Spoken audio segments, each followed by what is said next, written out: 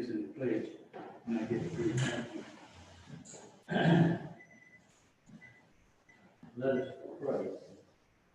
Our most kind, loving Heavenly Father, again, Lord, we come to you just as humbly as we know how.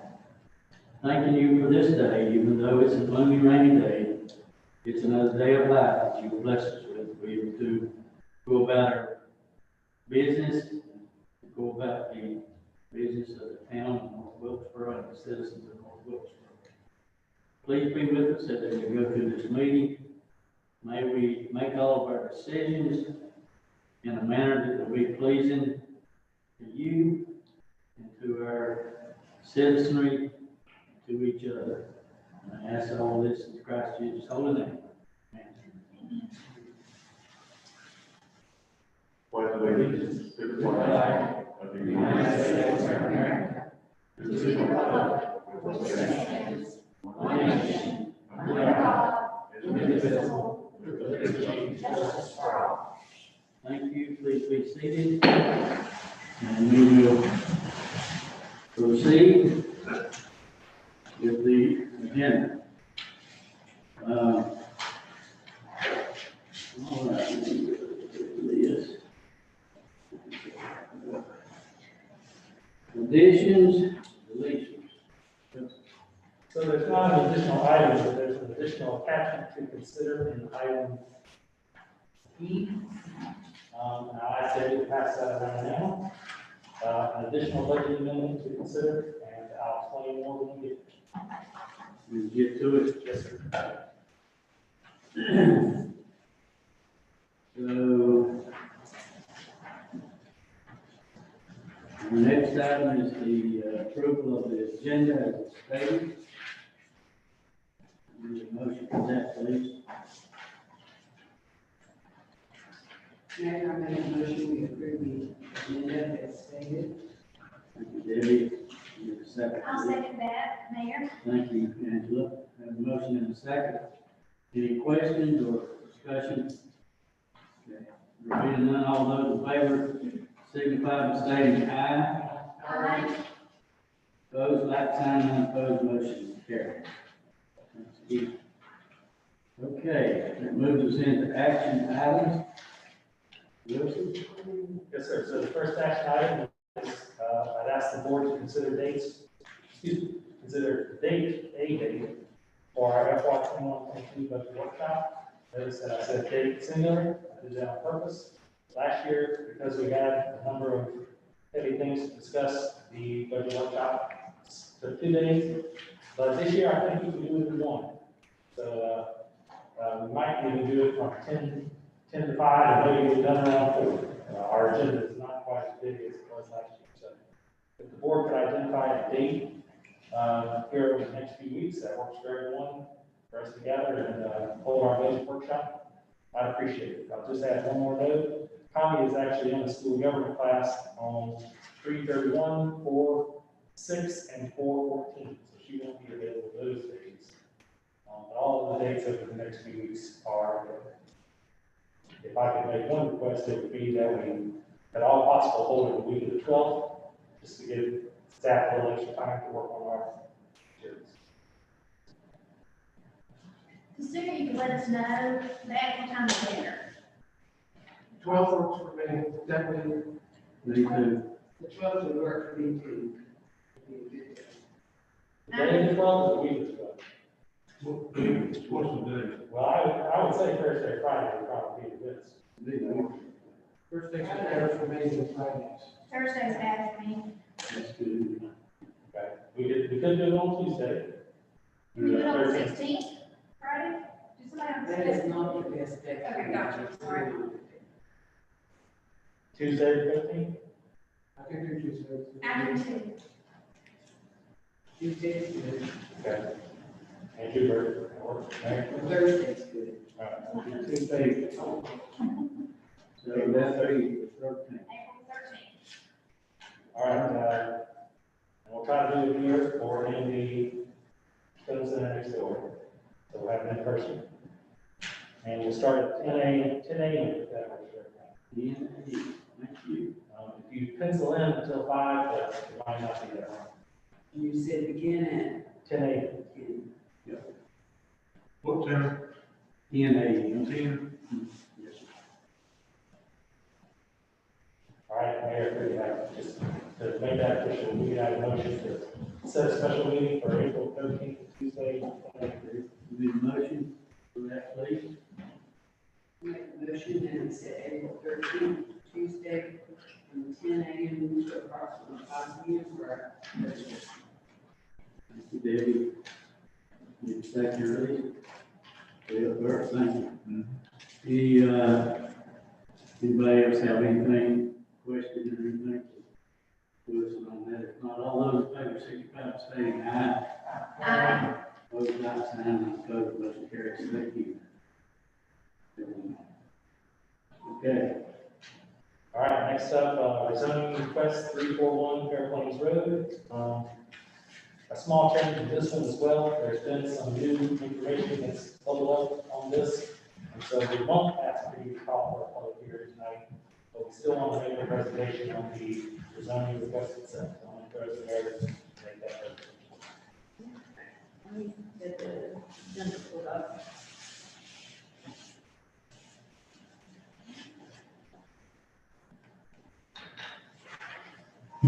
just for everybody to know, I mean, most of it may know, it used to be a barber shop.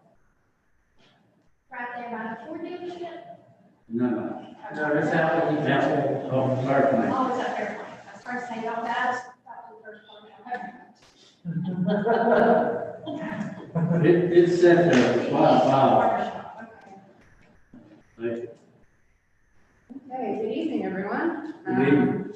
This request is for 341 Fair Plains Road. The property owners essentially would like to rezone the property from R10 single-family residential or low-density residential to office and institutional. They had a buyer for the property. It used to be a barber shop, and they wanted to have it essentially as a commercial use for office. The planning board held a public hearing back on March 11th through the 12th and denied the rezoning request, mostly because it was spot zoning, and let me pull the map up for you. And also, there were numerous neighbors opposing the rezoning request. Of course, we did our notifications by mail and newspaper with the public hearing of the planning board, and the same would be done with the board of commissioners. So, let's go through all the items. So, to consider rezoning, we have to look at lots of different things, like the development potential, how large the property is, relations to other properties, access to water and sewer, and also the consistency with our comprehensive plan. Our comprehensive plan showed all of this area as residential. Essentially, that's one of the reasons the planning board denied it, because it was not consistent with our comprehensive plan. And then also, everything in the vicinity is R10 residential, which makes this a spot zoning case. Now, you can do legal spot zoning, but you have to be able to defend the different criteria. And in this case, it did not meet all of those criteria. And those criteria include the size and nature of the tract, the compatibility with the comp plan and your zoning ordinance, as well as the impact on your neighbors and the relationship between what it was previously and what it is now. So there has been some new developments on this property I'd like to share with you. And I've got the applicant online if you'd like to hear from her and her mother who own the property. It looks like the property may have been rezoned back in the 80s before the structure was actually built. But if you guys are agreeable, if we could let her speak first, and then we could go through those details a little bit more. So if that's okay, I'll promote her and let her speak to you guys tonight. Please. You're good with it. So, I'm gonna stop this.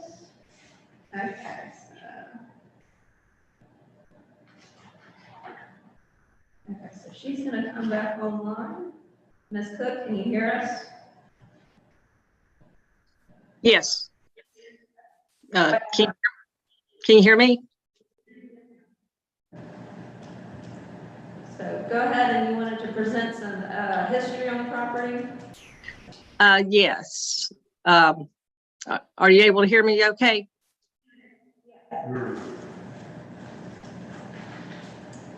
Yes, go ahead. Okay, so this is the history as we know it. When the barbershop was built in 1985, the property was zoned commercial, and my father passed away in 2014, and in 2018 we decided to sell the property, and that's when we found out that we were in the ETJ and that we had a grandfathered commercial zoning, which we lost when the property was no longer, when the business wasn't being operational for 1 year. But at that point in 2018, my father had been passed away, and we had already lost that commercial zoning. But we were never contacted about the grandfather commercial zoning until after he had, we didn't know anything about it until he had already passed away. At that point, we had already lost the zoning, which we could have rented it out to other barbers, but we didn't know anything about the grandfathered commercial zoning until we had already lost it. So that's sort of the zoning history as we know it.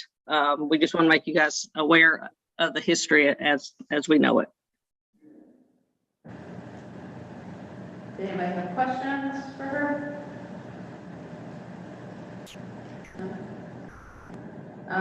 So I spoke with Ms. Cook this afternoon, and we started putting dates together, and the dates were not matching based on what she was telling me and based on like when our ETJ was expanded. Just the whole situation wasn't making sense. So I started digging, and I found minutes from 1982 where the property was rezoned to neighborhood business. So what I need to do is to clarify that and make sure that's accurate. And if that's the case, then they don't have to rezone this property. We have been essentially misclassifying it. So that's what I need to verify. So, kind of a last minute discovery for this situation. How long will that take? Probably a few days just to see if we can find the resolution and make sure nothing else changed. If that's the case, do they get their money back to their application? Yes. No, that's not. Yes, so we would refund them. So this, needs to be tabled, this matter needs to be tabled. Essentially, I would say we might not have to call for a public hearing since it looks like in 82 it was rezoned. So we just gotta verify that nothing changed and everything was finalized correctly. So is neighborhood business allowable in R10? Well, it was rezoned from R15 to R10, which was the zoning classifications probably back in the 70s and the 80s. And that's what we're gonna have to just do a full verification. It would be zoned commercial, like she was saying. Somewhere when the maps were updated, it could have been missed. Clerical error that makes a big difference with the property use. And in defense of the boards back then, and I didn't get on until probably the late 80s, but they really were all volunteers and didn't have any staff support. And the attorneys sometimes came, the town attorney, but not always. So there were, no one was, just a member of the board would have kept minutes and. Well, the minutes were kept, so everything the board of commissioners did was right, so it could have been when we went digital with the mapping, or there's just no telling, that's what we need to verify, so. So what we need tonight is a motion to table this matter until the additional Information is found. Yes, yeah. Do we even need that motion? Motion? Do we even need that motion since it was all we're doing was calling for a hearing? Yeah. No, I don't think we do. So Ms. Cook, did you hear what we were just saying? I think so. If you don't mind, just recap them for me, or you can call me afterwards. Will be fine. Either way. I found some documentation that the property was rezoned in 1982 to neighborhood business. Okay. It may have been commercial all along, like you were saying. Okay. Perfect. Yeah, that would be great. This is fantastic news. That would be perfect. Call you tomorrow and we can figure it out. Oh, fantastic. If I can help in any way, that would be fantastic. We'll be in touch. Okay, thank you. And we'll drop off.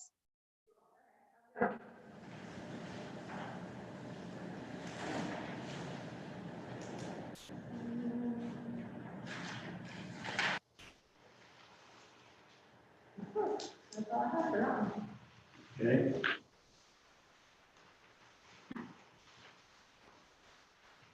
Moving right along. Item C, vote texting. Mary? Yes.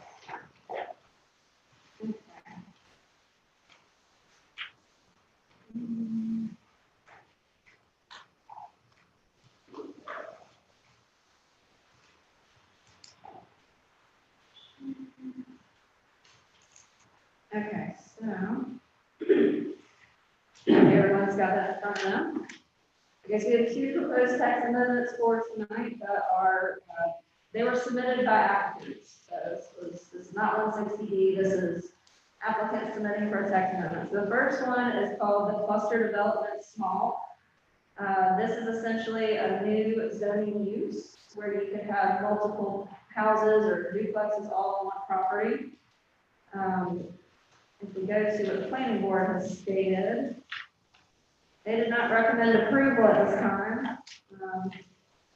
Essentially, the text amendment would change many of our, it would edit many of our articles. So Article 5, 6, 7, 8, 9, and 10, it would be exempt from those, and it would be a standalone zoning ordinance. Essentially, it would be to promote development, infill properties, and more dense development than just like single family homes. So I worked with the applicant who may be online tonight too, if you guys have specific questions. But you can see the proposed text. It would have been essentially would have been a new use. It would have been through staff, would have approved it with conditions. And then all those conditions are outlined on the next page, talking about everything from density to how they're going to handle driveways, building height, setbacks. So it'd be essentially its own classification, its own use. So, let's see. So Meredith, is there just too much in this proposal to handle easily, or the concepts maybe not what we're looking for? It probably needs a little bit more refinement, just based on, one of the concerns the planning board had was essentially all other developers come in and do a subdivision, and they have to do lots, and they have to follow our regulations. This essentially doesn't have to do that. It would be its own, essentially standalone situation. So they felt that was really tough for, a developer, like, say you've got a neighborhood like Tony Park, and then the lot right behind you could do, 12 homes right on top of each other with no lots. So that was one of their concerns. It didn't seem fair to all of development. So we want to create something that's everyone can essentially benefit. What is the purpose of the applicant? I mean, what was his end goal here? Well, I Submitting this. think he's online if you want me to promote him to speak. Yeah, I would like to hear what his thoughts were. Okay. Let's see. Mr. Vaughn, can you hear us?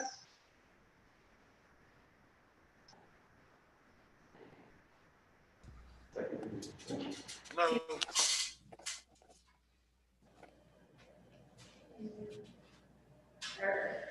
Will you hear us tonight?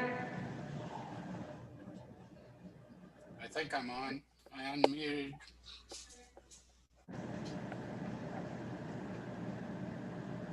The board had a few questions for you about your proposal. I will tell you, I have a very difficult time hearing any of you except for the lady that spoke in the rezoning. Okay. Yeah, all the council members and Meredith, your voices sound like you're in a barrel. Very indistinguishable. Try it again. Does that help? Can you hear better now? I can hear you, yes. It's better. Michael. What's your question? Share your question loud. Yes, what is the purpose of bringing this? I did not hear the question. What the purpose of the text amendment was? What's the end goal for the project? And please, the question. What was the purpose of the text amendment? Well, the purpose is to try to give the town an advantage to be a little bit flexible to encourage some new housing, which for years I've been hearing that is a major thrust of the town council.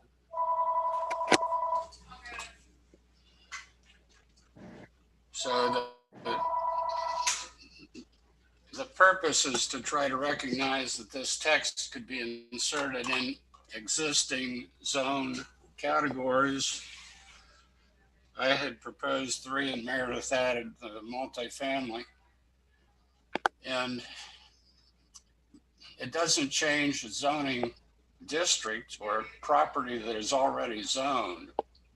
It is basically a flexible way to approach development where you have a lot of rough land within the city. It gives a homeowner or a builder or developer a chance to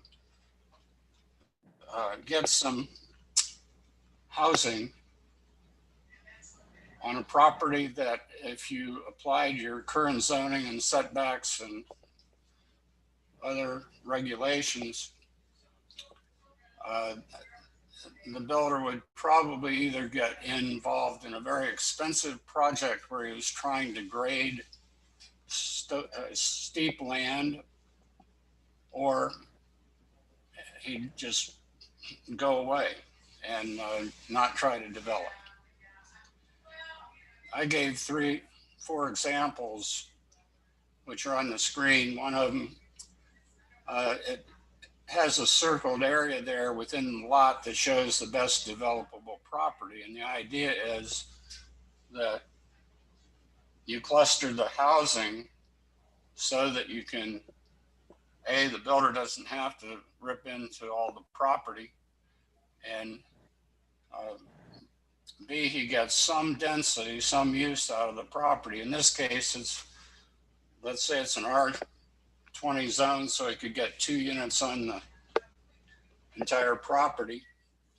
Instead of building one in that good spot and one in something that's less desirable, he'd get 2 units that were on the best land, whether it's 2 single-family houses or a duplex, if that zone permits it. And I don't remember if it does or not. The second example and the third example show very rough terrain and the limited area that would be the best area to develop. So in example 2, I forget what the acreage is there, Meredith. What is it? Yeah, 1.8. So almost 1.9, almost 2 acres there. So I've given a chart which also shows the density of the various zone categories. If this property happened to be an R10 zone, currently on that property, if it was reasonably able to be developed, they could get over 4 units per acre. So they could get 8 on this particular lot. With the cluster provisions, maybe they get 8, maybe they decide to do 6 or something else, using less density than permitted. But it gives them the chance to choose a type of housing and place it on the best developable portion of the property. And that way the steep slopes are not messed with in terms of doing a lot of cut and fill or trying to get a road in into those sloped areas, which the city might end up maintaining if it becomes a public road. It just creates problems for not only the landowner and developer, but also the town eventually. If the same property is zoned R20, the maximum number of units would, maximum number of units is 4.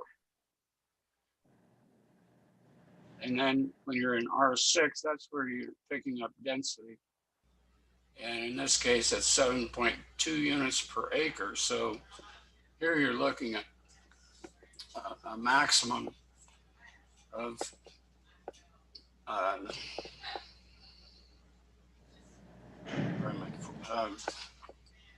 I said what,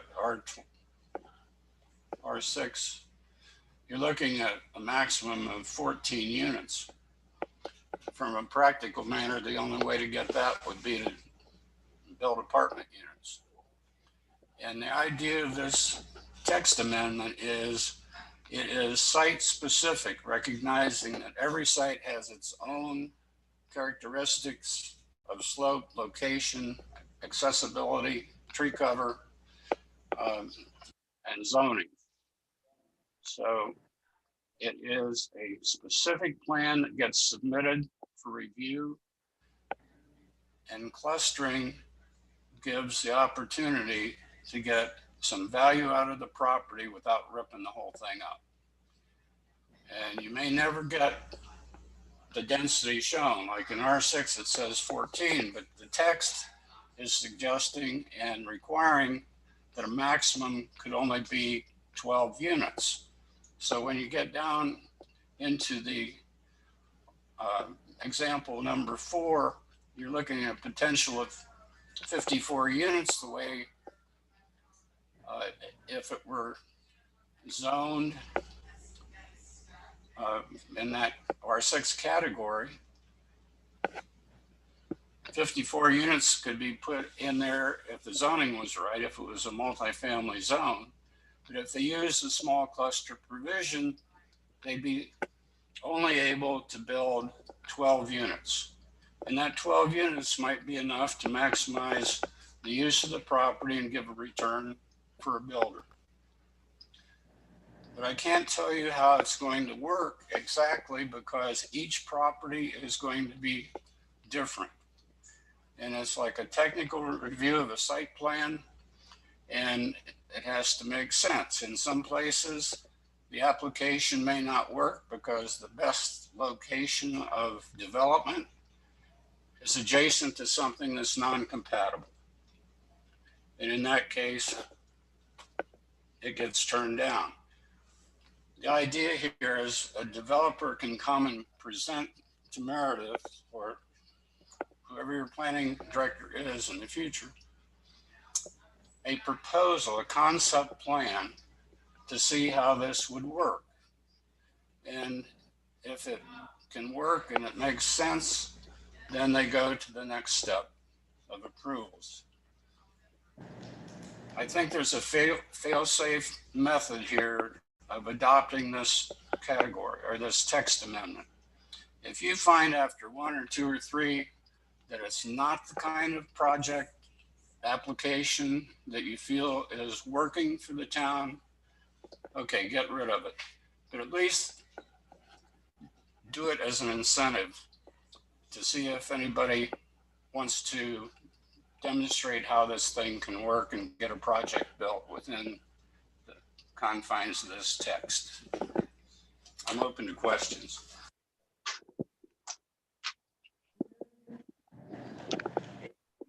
That there is some reason to consider this. When you look at the maps and you see the topography, say on the example number 4, and it's pretty clear there's one place you could build things on that property.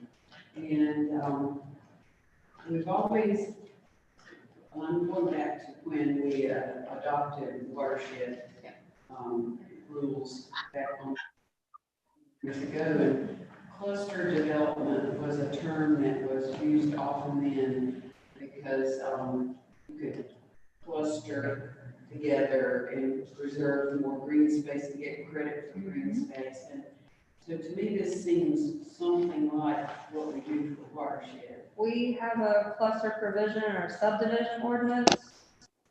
So we want to marry the two or rework it or adopt this. I mean, that might be something to look at too. I've been rewriting it, and it speaks a lot to what you just were talking about. Seems like it would give us an opportunity to do more infill development. Yes. And as long as every project is considered on its own merit, and if I think I understood Mr. Pong correctly, every project would start with you. Yep, site specific. And it would be nice if there was some recipe you could put on it and streamline. Right now, I can see that would be hard, but it seems to me if we deny this, and I'm just, not that knowledgeable about it, so please help, that we are shutting the door on some new homes that we desperately need in Roseboro. So that's what I'm trying to understand. Oh, definitely. Well, I appreciate Mr. Bond thinking outside the box. He's always been a good one to attend our meetings and provide some encouragement, and so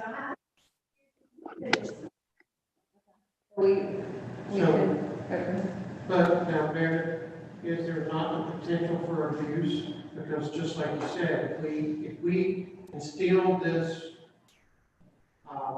new text amendment, it's going to apply a broader stroke to our zoning areas that a developer could come in and sort of present a cluster using this particular text amendment to kind of in-run some current restrictions to properties. It could be a loophole, and that's what we be careful that we're promoting good infill development and good development practices, and we're not throwing out our zoning ordinance and all the existing regulations. So that's what we be careful of. And this, we're only dealing with multiple density development on properties. This has nothing to do with trying to like if he was taking example one, for example,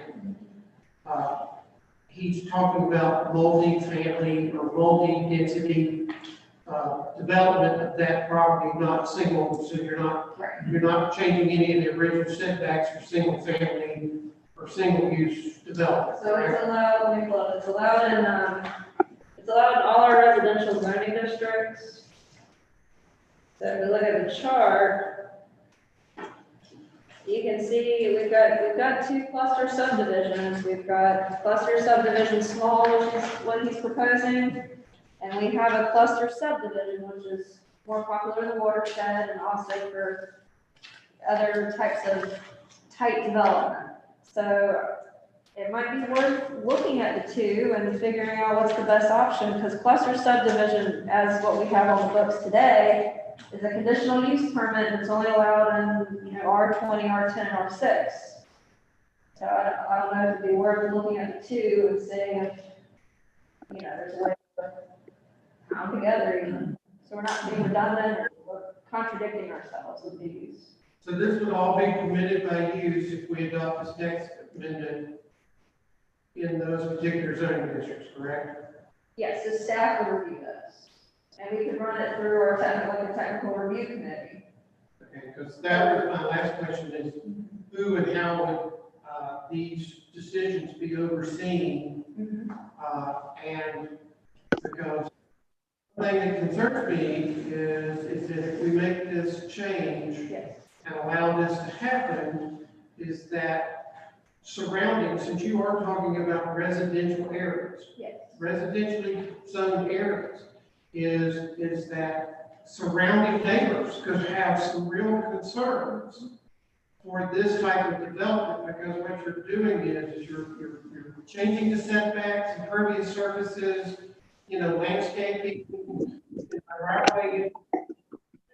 So,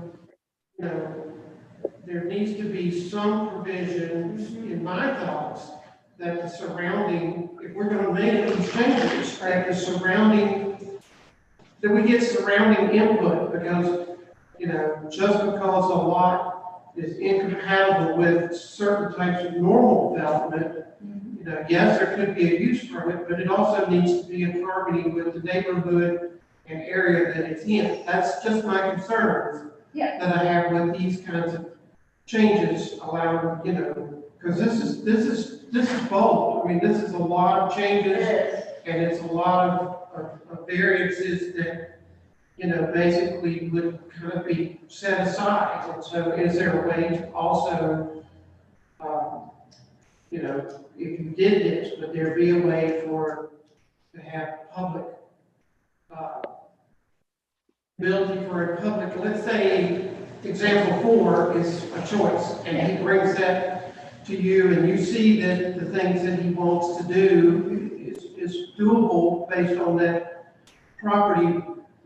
But let's say 3 out of 5 neighbors that surround that property say, whoa, is there not a way to make sure that those people's voices are heard, in addition to just developers? And you hit the head on the nail when you said harmony. That's why our current cluster development is a conditional use permit, because that's one of the considerations. And a conditional use permit is in harmony.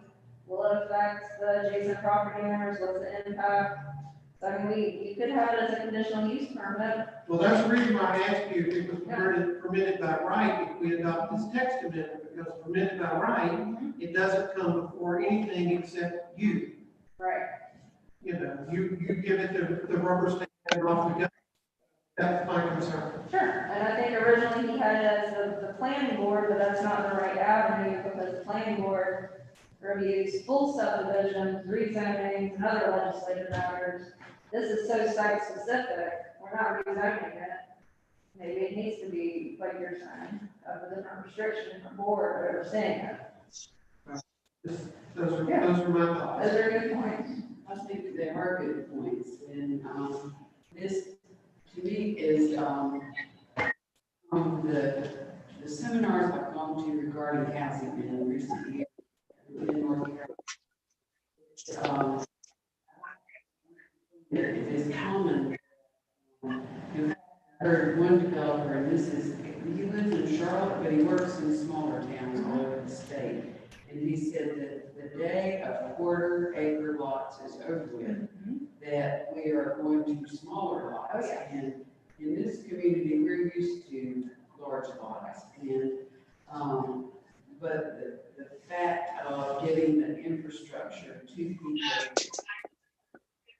for housing is very costly, and we need people in North Wilkesboro, and with careful consideration, this might be a route to doing that, because our topography does not invite using a lot of our spaces. And I wish we could find some way to work with the issues Michael's discussing, and see if we might open the door to some additional land use. Well, I'm not negative to this idea. My thing is I would like really careful, me personally, I'd like to be very careful specifically for in consideration of this before this board takes any action. So we could rework it and dig into it some more. You can always send it to the plan too, and that's another option, so. Has Mr. Vaughn actually taken one of these examples of his and kind of asked Wilson Blakes to refer back in the napkin sketch kind of what he sees as, like on any of these examples, does he have anything kind of in his mind, not what some way that one of these examples could be used? What he presented tonight is what he's done so far with site selection and then density. We haven't done a site plan analysis or anything like that. And so he would look at each site, or proposing that each site be identified, and then say number 4, just because I have my picture of that. You would work with the developer to say, well, this might be a place you could put 8 single-family residences. Or you could put 25 multifamily. Right. So you would guide the developer as to how to best utilize that, and that space, and you would look at the surrounding neighborhoods and landowners to help determine. Well, if it's a conditional use permit, it would be a public hearing, very specific criteria. Only adjacent property owners have standing to speak or anyone else immediately impacted. It'd be up to the developer to determine density and what's going to work for their bottom line, but one of the caveats is this doesn't have road frontage. This doesn't have lots. This is this one piece of property with 12 homes on it. There's no public roads. So garbage truck's going to stop on the road and they're going to have to roll their cans out. And so there's a little bit of questions too with it. So. Well, that means that, you know, if he's looking for, you know, is this something that the board would consider? I'm getting feedback from the board that this is something that we would consider, so then I would say the next step is sharpen the pencil and get the details, because that's what it develops. Okay. Fair enough. And the planning board already looked at this and recommended against it? Yes. So we They had any did, specific short reasons why? just that they were concerned with it circumventing some of the way it's written today, how it, you know, it's not applicable to any of these other And I articles. I mean, if I've been sitting on the planning board, I would have voted right there with it. Yeah. So, I mean, you know, this is too broad in my thoughts. Yep, okay. Well, we can work on it some more. It's difficult to wrap your mind around. You know, they bring the trash can out to the curb. Are they each little pass owned individually by each person with this parcel ID number? No. I So, could see it being No, in a neighborhood, they I like hire. that parcel ID. I like the little fit in the box. Yeah. It's hard to get away from Mr. Vaughn, are you still there? I'm here. I have not been able to understand anything that's been said in the discussion. So I hope there is a tape. I will come in and listen. Okay, yes. I have no comment. There was a question about, since this is not individual lots, they, you know, is it one ownership? Is it HOA? Like, how, could you go into details on that? Ownership isn't really a function of the zoning ordinance. But they're asking about like tax. This particular site that is on the screen, maybe somebody would build multifamily. I don't know what the zone would be. It depends on the zone, what can be built. The zone still controls whether it's single family only or whether it's single family, townhouse, duplex. If it's condo, that's ownership situation. That could be on any kind of density.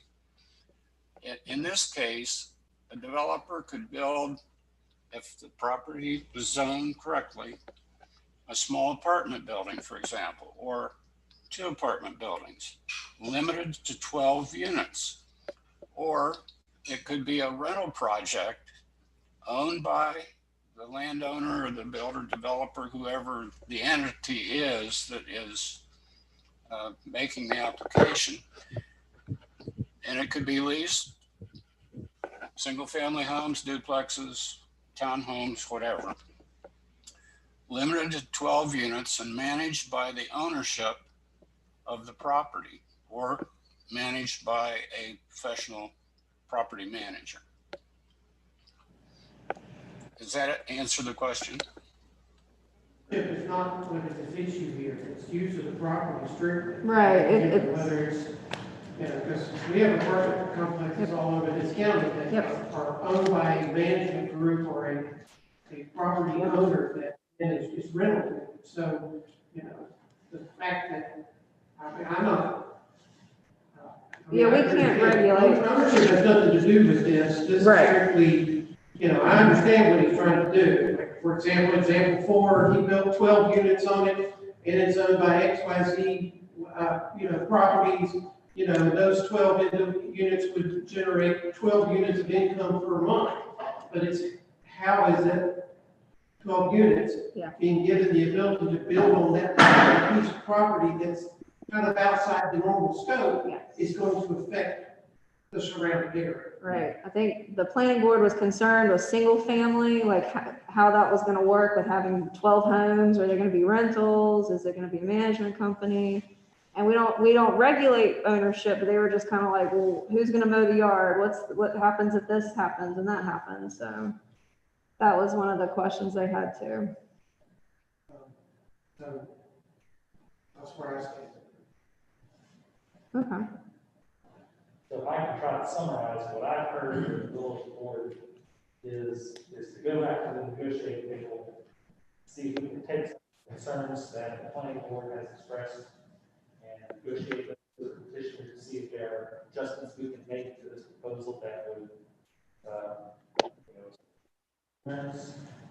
also offer to the developer the sort of permission they need to develop these innovative developments. And we'll bring that back, probably in May or June.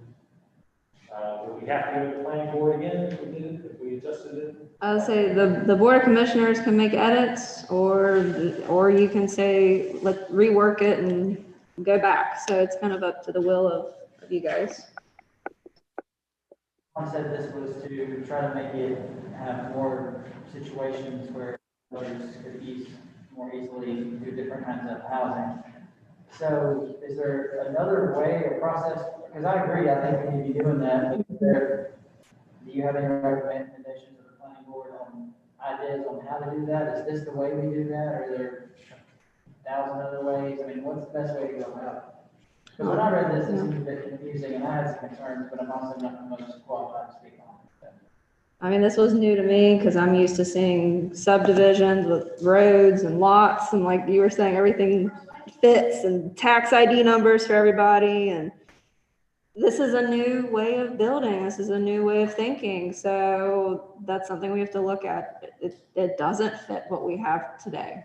We have stuff similar, but we don't have anything like this. Is there a way we can look at other communities that Yes. are doing things? I think that's what we should do. Okay. See where it's being done. But I think that anything like that could be helpful. Yeah. Yeah, to actually see something live, a picture of a true concept would be nice. What I'd like Mr. Bond to understand is we're willing, to me, from this chair, we're willing to move forward to see if we can make this work. Okay. Is everybody else in agreement that, this is not a no or yes, it's a, let's proceed and see if we can work together to make this a good fit for our community and our citizens. Okay.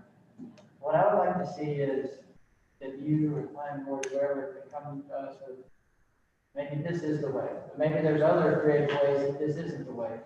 And I don't know where you start with that. I mean, it's way over my head, but I think the thing we all agree on is that we know we have a housing problem and we're open to the idea of doing things differently if it works. Okay. So would you like us to send this back to the planning board, or do you want to just, what would you like to see? Well, they said no. Okay, so you want me just to work, I said no. right, so just have me dig back into it and address their concerns, bring you back something different. and let you, I don't think it would hurt to have some input from the planning board to say something. I think it would be considerate to take it back to them. As a different proposal, similar but different, okay. Now, let them address their concerns, you know, item by item. Okay. And see what it is that, and see if that's something that they can, I mean, maybe it's a possibility for Mr. Vaughn to join them. So that, Mm-hmm. I don't know. It just seems a little abstract when I was reading the agenda. Okay. I mean, I think that's true. Mhm.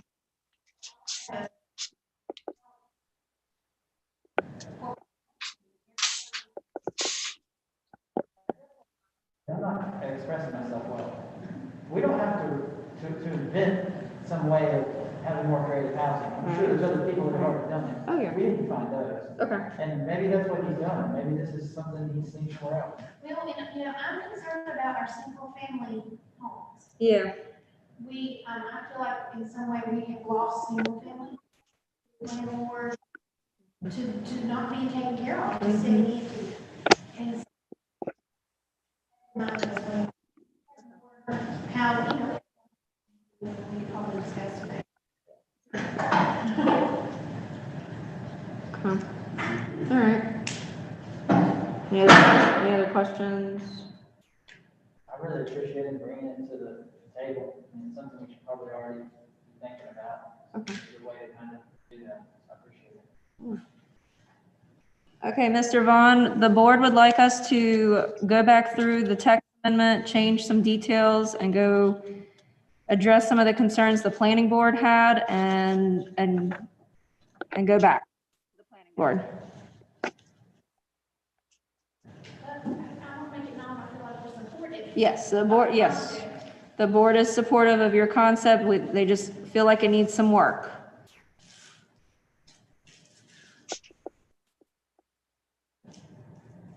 Are you still there? I'm here. Did you hear what I said about going back and working on it a little bit more? I did. But in the context of not hearing what was being said in the discussion, I don't know at the moment what that involves, what needs to be addressed, but we'll do that, Meredith. Okay. All right, sounds good. Well, I will be in touch soon and we'll get to work on it again, okay? All right. All right, thank you.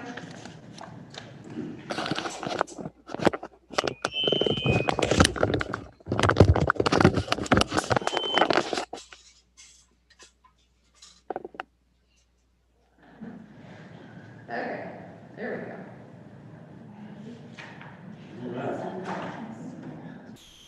Take care of item C, we're going we go. Oh, we've got one more text amendment. to, we do. Yes, sir. This one will be a little bit shorter. Okay.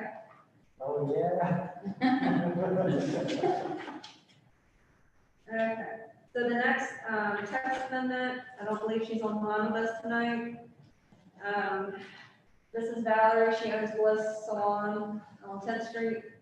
She wanted to do a small venue in our downtown. We don't allow for, the way our zoning ordinance is today is we have just big venues. We don't differentiate small versus large. We have arenas, a very large scale, essentially options. Let me pull that up for you. So what we looked at was separating the two, so you could have a smaller reception hall or a smaller event center, or you could have like corporate events or birthday parties or really small scale weddings. And she had looked at, she's rented out, I think it was 209 10th Street right by Roselli's, to do these kind of events. On its own, without being attached to a restaurant, no private clubs, no alcohol, because technically she could have gone one of those routes, but. Is that behind the Roselli's building? Yes. And they used to do like, Yeah. meetings. It's the same place, yeah.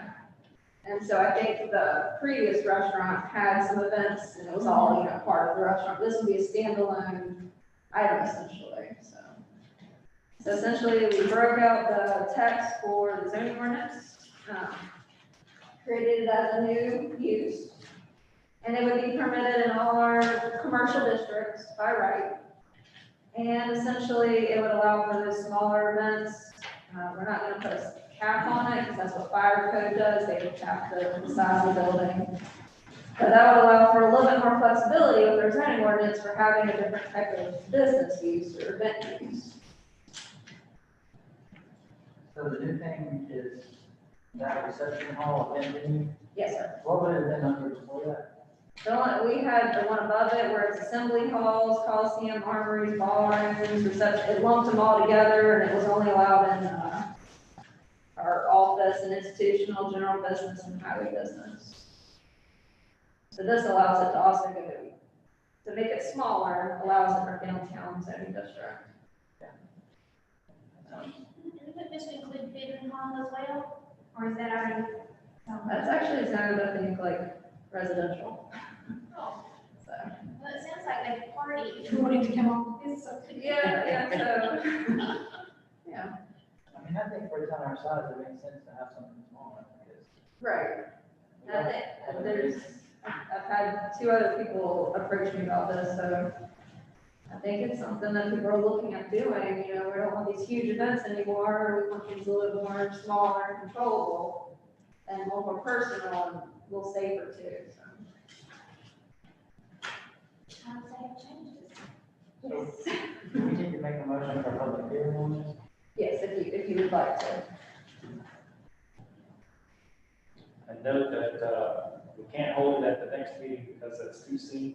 We have to advertise it for a certain period of time. 2 dates we've offered are the 22nd.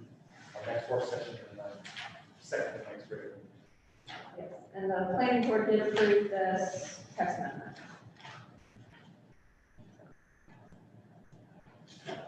Mr. Mayor, make a motion to call for a public hearing for the text amendment concerning small event venue sites. Thank you, Michael. Have a motion. I need a second, please. I'll second. Would y'all mind including a date in the, Yes, so, Wilson, you said, you've got on here the 22nd or the 4th. Let's do the 22nd. I'm amend my motion to, the 22nd of April for the public hearing. Thank you, Michael. I second.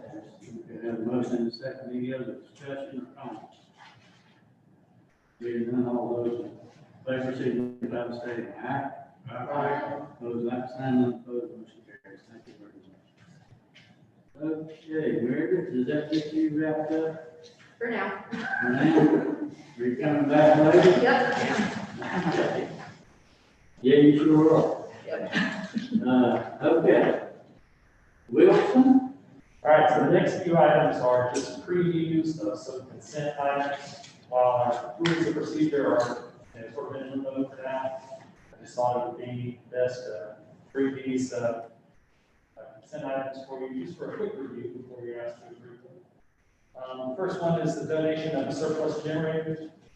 During the last big, didn't turn out to be very big, but during the ice storm a few weeks ago, one of our generators broke down, and it had enough hours on it that it was time to move it out to pasture. And so we actually replaced it with a surplus generator from the federal government that had less than 50 operating hours on it, so it was in real good condition. And now we would like to call our old generator surplus, deem it surplus, and donate it to His Life Ministries, which is a ministry over there near Harvest Restaurant in Wilkesboro. And he is eligible 501c3, so with a few public notices and approval from you all, we'd be able to donate that generator to him. He knows that he's getting it as is, that it needs some repairs, and he said he's willing to accept it in that condition. So that's one. And if that would be up for your approval at that meeting. I need a motion to approve the donation of surplus generator. No motion needed yet, Mayor. Okay. Wilson, I just have one comment about that. Yes, sir. I being a commissioner of North Wilkesboro, and that being a ministry in Wilkesboro, I know that that I would like to entertain if someone, i.e. John Triplett at Hope Ministries, which is a North Wilkesboro entity, I would also like consideration a North Wilkesboro 501c if they wish to take it, have a chance. That's a good point. So we'll send the And notice. I think the world of Mike Predator, don't get me wrong, they're great people, he does a great thing. But, it's our generator, so if there's somebody in North Wilkesboro that would like it. We'll send them a notice, and if they approach us, we'll bring them in for review. Okay, number E is actually a pretty big discussion, because this is where I'm going to add the budget amendment that I handed out earlier. The first two budget amendments are just some administrative moves we need to make to move money around, fund some emergency purchases we made. You can see in the agenda item as they are. A handful of new pumps for our water and sewer facilities. Those pumps were on our CIP because they were getting close to their end of life. But they reached their end of life before we were in, so we had to take some money from some places in water sewer funds where we were in the budget and send it to a couple line items where we're in the budget. So that's amendment 10. Amendment 9 is similar with general fund. The police department requires a roof repair. Of course, our fire department has had a couple large maintenance items on a few of their trucks this year that Jay alluded to a few weeks ago during the retreat. We added the upgraded payment window to town hall, and that will actually be essentially covered by the CARES Act dollars we received. With that new payment window, we can take payments from folks without them insuring the building and putting our staff at work in a lot of risk. So it we got by the CARES Act, but of course, administratively, we just need to move that money. So that's amendment 9 and 10. Amendment 11 is the one I need to talk about a little bit more because it requires some policy decisions. I'm going to give you a preview of the budget workshop that we're going to have on the 13th. When Connie and I asked the departments to submit their base budgets, what we got was out of this world. It was much too large for us to afford. And so we looked at that and, oh, geez, what are we going to do? Well, what we decided to do was to go through and fine-tooth comb and find out if there are some things that folks were asking for in their next year's budget that we could do with this year. This year, we've actually had a cash influx between the sale of our properties, CARES Act dollars, and the ARC, American Rescue Plan dollars that we plan to receive both this fiscal year and the next. We've actually got a nice little cash account that we're sitting on this year. And so Connie and I were able to go through the budget request for next year and identify some things that we might be able to do with the cash this year. And one of those things is paving 9th Street. As we know, 9th Street's in bad condition, and even the experts agree with us. Us as lay people go out there and look at it and say it looks pretty bad, but so we might choose this group. They go out there, look at it in more detail with the engineer's eye. We don't look at it, they agree with this. So we priced that project at just south of $100,000.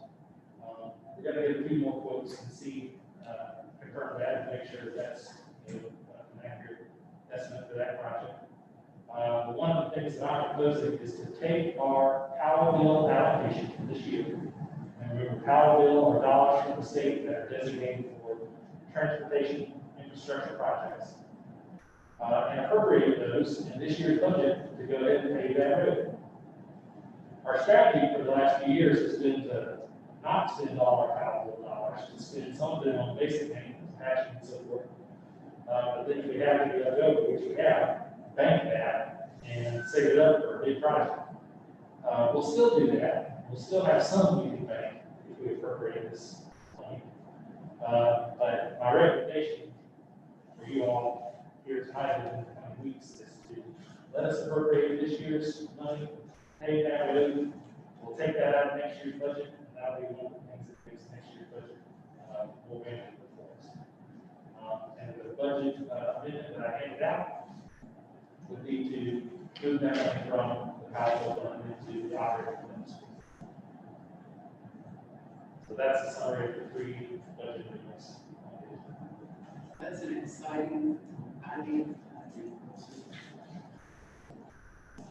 Will Ninth Street get paved all the way from down to Woodford Avenue to the top of the hill? It'll get paved from D Street to Wilkesboro Avenue. So where it crosses D and comes to Memorial Avenue, that part will not be paved, the downtown portion will be paved. The hill was one of our last paving.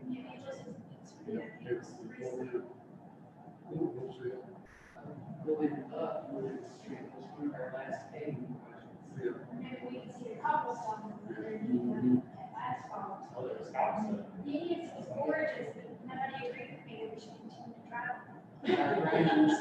Beside Rams. Yeah, it's probably.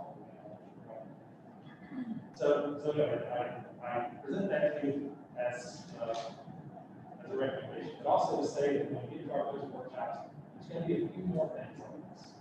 There's going to be a few more projects that I recommend you take away with our cash.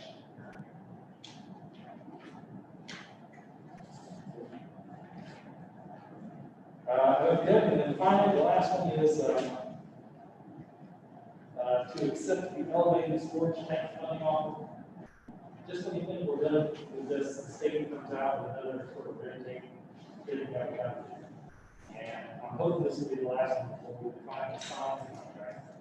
This is essentially to accept the Department of Environmental Quality's loan offer with the terms that were just outlined last week with the LGC group. So the loan will be for a total of $1.9 million. That looks a little higher than what we've been talking about so far, because remember, years ago, this board directed staff to finance all the costs of the project. So that includes the construction costs, but also the engineering and design costs. We can pay those out of our water sewer capital reserve fund. But once the project starts, we start getting that cash back. So some of the cash we get from our grant payments from the state will go to the contractor's building, and some of it will go right back to our capital reserve, which we need because we need that cash to pay for the design and engineering technical project that's coming next. So that's why the numbers are a little bit higher. But the good news, as I suggested a few weeks ago in the talk, was that the interest rate will be lower, and indeed it is. The interest rate that we got from the state is 1.22%. So we were expecting to be around 3, now we're at 6. So the ask you next meeting is just sort of approve that resolution and send that to the state and sign the contract for use and beyond. And I just want to take this opportunity to remind everyone that we do have a groundbreaking scheduled for next Tuesday, 30th at 2 o'clock out of the industrial park. They're expecting some new carriers from Germany, some of the other partners in the project. So we have already listened to that time into your report. And we'll celebrate this at the mission park next Tuesday. Okay. Ready to move on to G. I've got a little something here I'd like to read. Okay, sir. For press release. The provisions of water is one of the town's most important services to the citizens, which also creates economic opportunity. Reliable water service gives businesses like Gilligan confidence to expand, which in turn provides job opportunities for our residents, increases our tax base, and sends the message that North Wilkesboro is a good place to do business. I want to thank our area legislators, Senator Deanna Ballard, Representative Jeff Gilmore, the Department of environmental quality, North Carolina Department of Commerce, Golden Leaf Foundation for their help in making this project happen.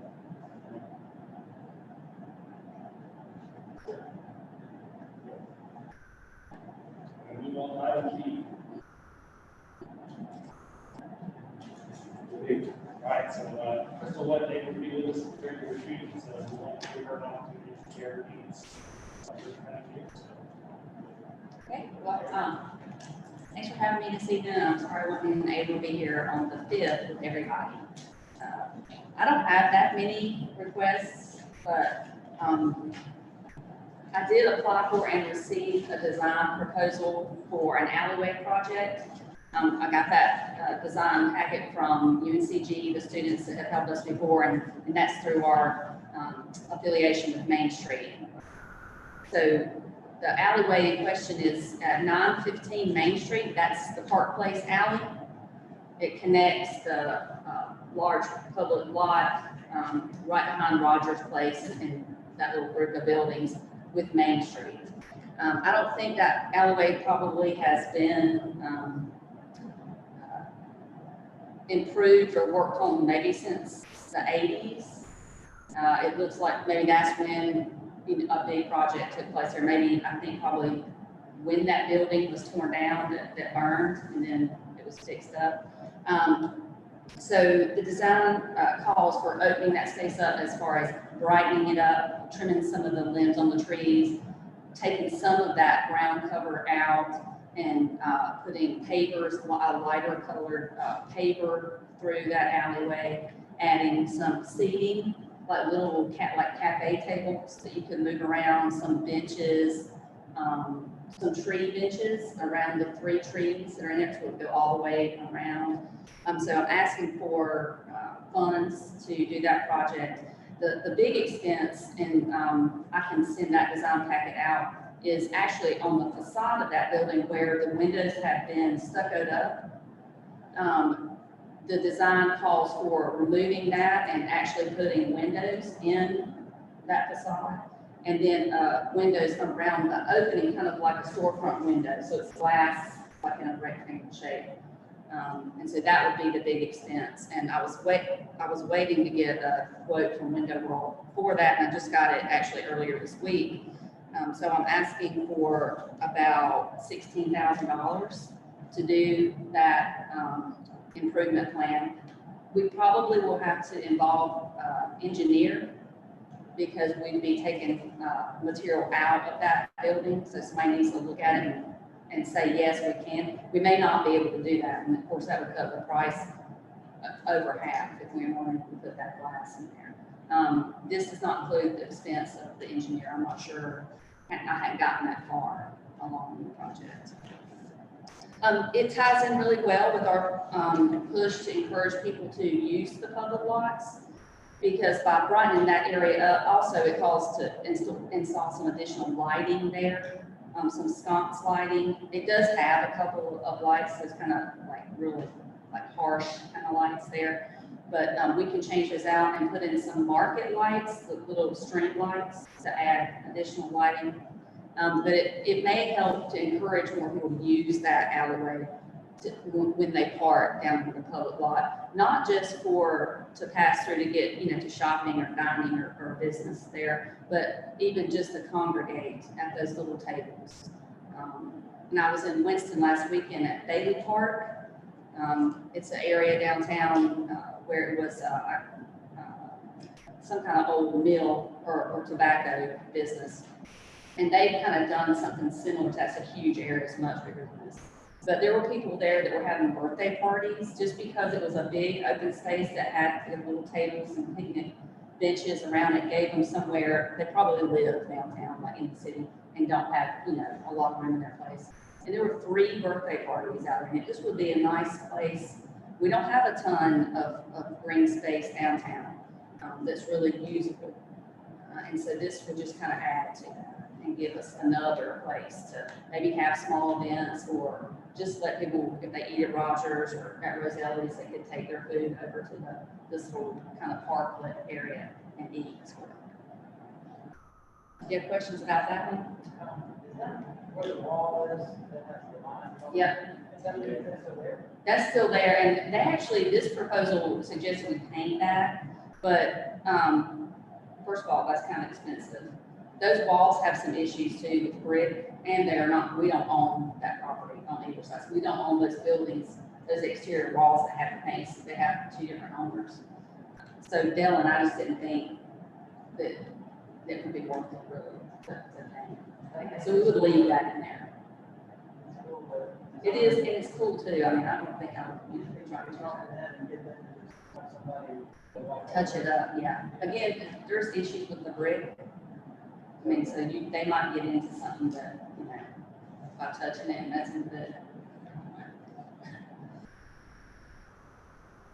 Any questions about that one? I'm also asking for money for some updated Christmas lights. I tried some different lights out and got some feedback from the community and from some commissioners. I tried out these sphere lights. There's not a lot of choices really for outside tree lights. You can either get the stranded lights, which is what we have had. You could get those dripping lights like what they have in Wilkesboro, and I'm talking commercial lights. Or you can get these sphere lights, these balls that are outdoor grade lights. So like I said, there's not a ton of choice.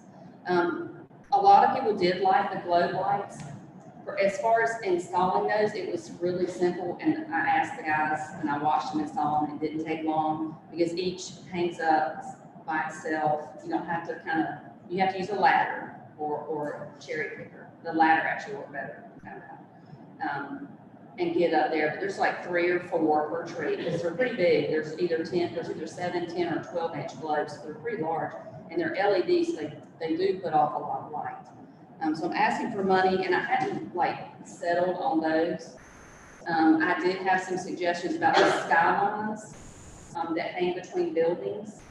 Price-wise, those are about $2,500 a piece.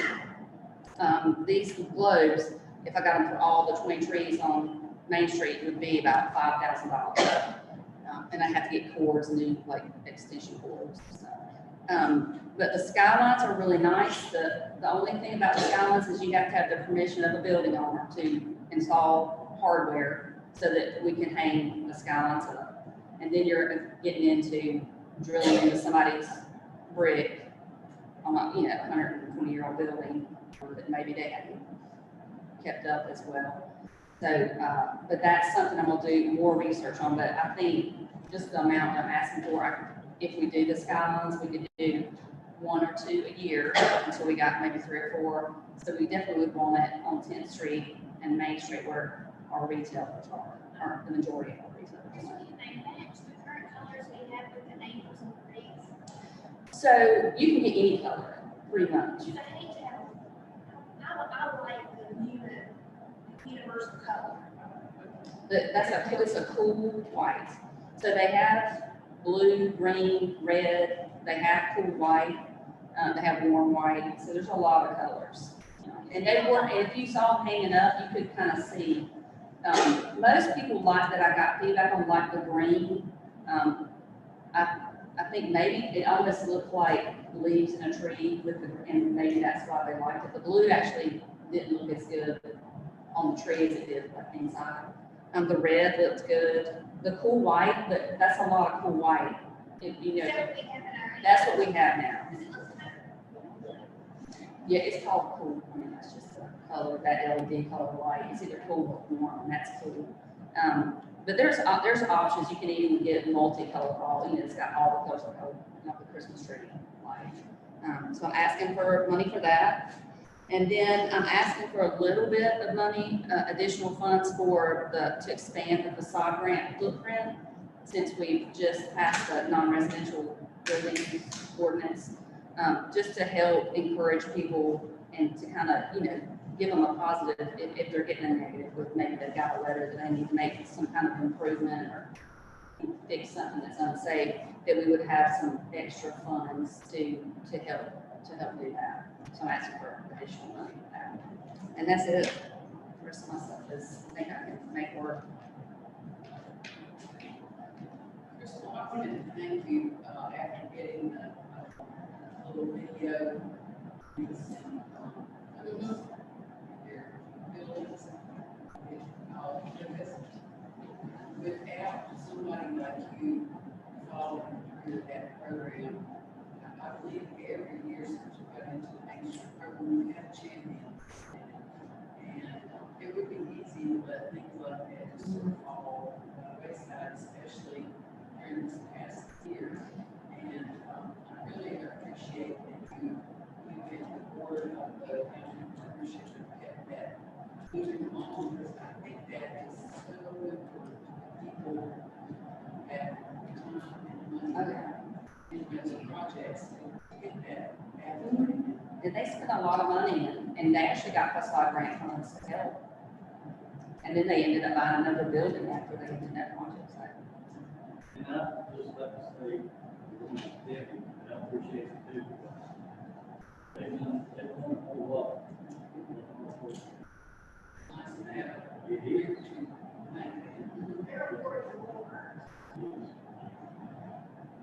Where is he? These sound like great projects.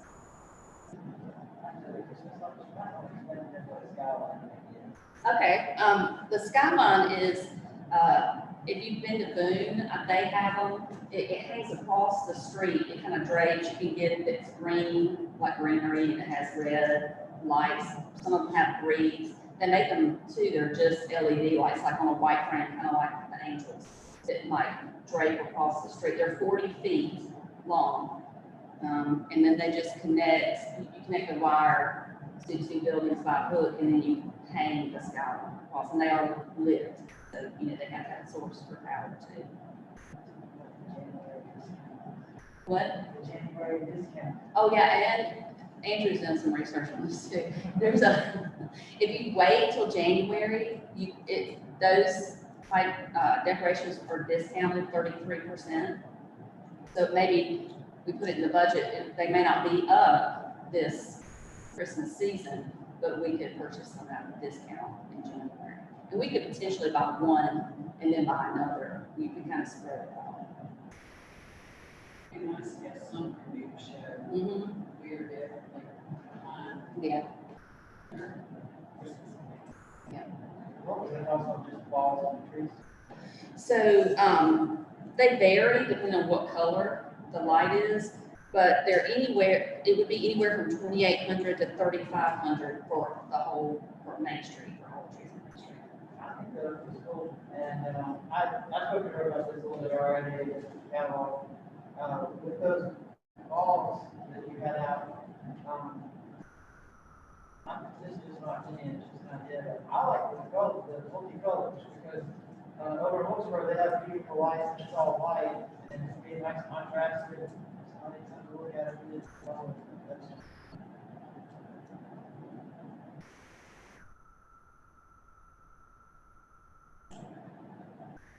Anybody else? Thank you, Crystal. Okay, moving right along. All right, top of the day. If some more Marty are watching, start paying attention. Okay, so, press release out, and it was published by Journal Patriot and Wilkes-Barre. So the word's out, what our action is regarding /national board. The purpose of today's meeting is to hear from you all on whether or not we want to take the next step, but also bring up to speed on the status of our legal action. Chief Wamberg, after several attempts to deliver the letter to Master Compliance via certified mail, Detector meeting term, so we tried to come up with another way of delivering that letter. So we had Chief Wamberg find their just Master lives, which is different than what his legal address is. And Rob was able to get in touch with him and deliver the letter to him last Friday. That's an important thing to note. This letter itself says we've got 5 days to return to the equipment that as part of this project with us. So say we get 5 business days, that means that would needs to be back in our possession. And if it's not, then Rob and I would our heads together to figure out what to do next. That's the status of the legal proceeding. No matter what happens there, we need to decide whether or not we're going to finish the project. The letter says we're going to, because that was sort of the direction that you all indicated to talk about this last, but since then we've got more information. I want to bring that information to make sure you feel comfortable with your proceeding. So since that time, Nelson, Dale, and I have got quotes from 3 vendors. One is called Southeast Aquatic Group out of Raleigh. They've also got a branch in Conway, so it looks like. Pool A, which is in Carthage, Morgan. And finally, Legacy Commercial Pool Services out of Charlotte. All these groups are pretty reputable. Southeast Aquatic Group has actually done some work with municipalities in our area. They built a big pool down in Brooklyn. It's got a reference, you know, to call, check out on their reputation. And all those quotes were about the same. So that gives me a little comfort knowing that it's probably truly the amount it's going to cost to fix that. It's wrong. It wasn't fully all. It wasn't even one that was significant out. Southeast Aquatic Group is $150K. Pool A is $162K. Legacy is $155. So between $150,000 and $160,000 it's fine. Now, some of the stuff they can salvage, some of the stuff they'll just have to refurbish a little bit, and some of the stuff they'll have to replace. The little shed with all the pumps and pipes and stuff inside is salvage. The pipes that are in the ground are not. They'll have to be all replaced. And one vendor I talked about in depth about that, Gary said, not only will those have to be replaced, but they think they need to be out. That the current pipes are not deep enough in the ground to sustain the frost-free cycle, and also to get the required slip. All those are coming out. They'll also probably have to dig out a little bit more concrete on the cooler side splash pad to extend the additional pipes there. And finally, the last group I talked about how the amenities, the little blue those comfortable looking thing, those spinners and so forth, have been left out in the sun. Are starting to fade, so they'll need to take those with a brush can and a fresh paint job. And of course, all those things are included in their quote. So I think we're on a good path. I'm feeling good about these folks so far. We will do a little bit of checking on their backgrounds before we commit to any of them. But on the surface, they seem very good. And I think we can afford to do it because we've got 2 sources of money, and this isn't even considering the other sources of cash that I alluded to a while ago. We have 2 sources of money in the current year that I think we could combine together to afford to complete this project.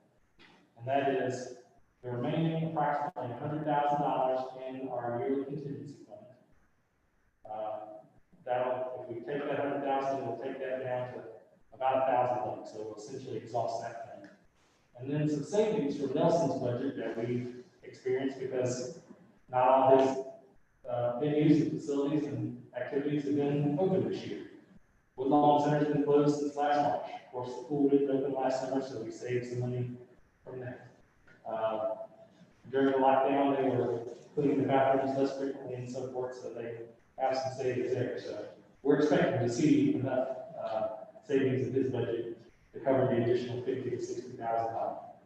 So between those 2 funds, we could spend that money with one of these vendors, complete that project, and theoretically, maybe get the money back from Buster one of these days when we go to court.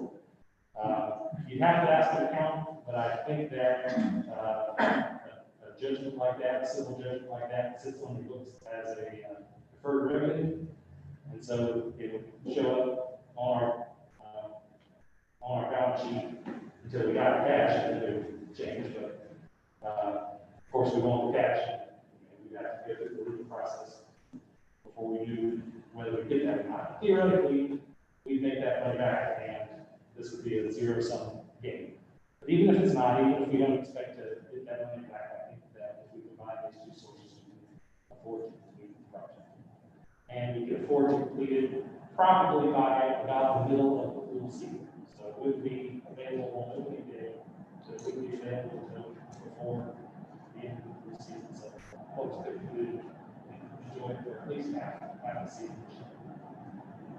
So that's the update I got. I just wanted to hear your all's thoughts on this. That's very positive, most positive news we had.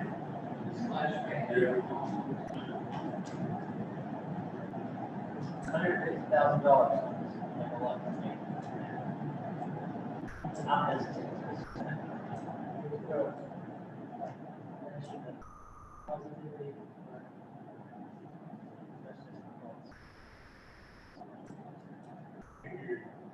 I said $150,000 spending on it is too much for me.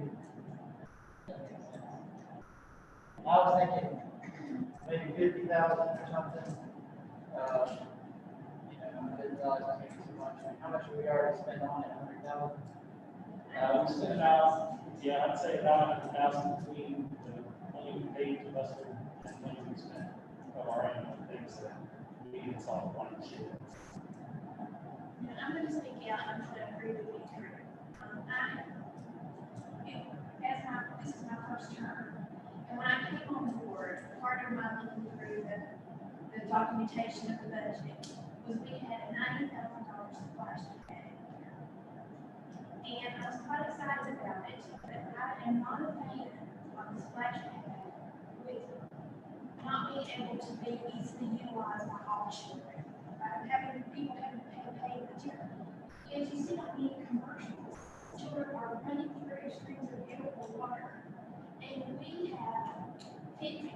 And I know that our splash pad is as accessible as many are, or as many of the communities are building now. So ideally, I would love to work with you and want to see a different design or a different place. But I'm not going to stand up here and command you guys to spend that kind of money. But I do want to say how big. Could we put a splash pad in a different place for that amount of money?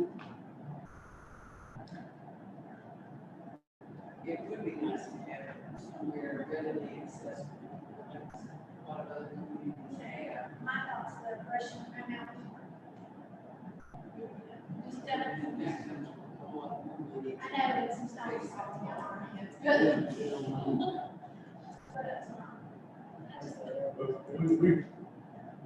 But everybody said we can do it. That's what I said. And I think you.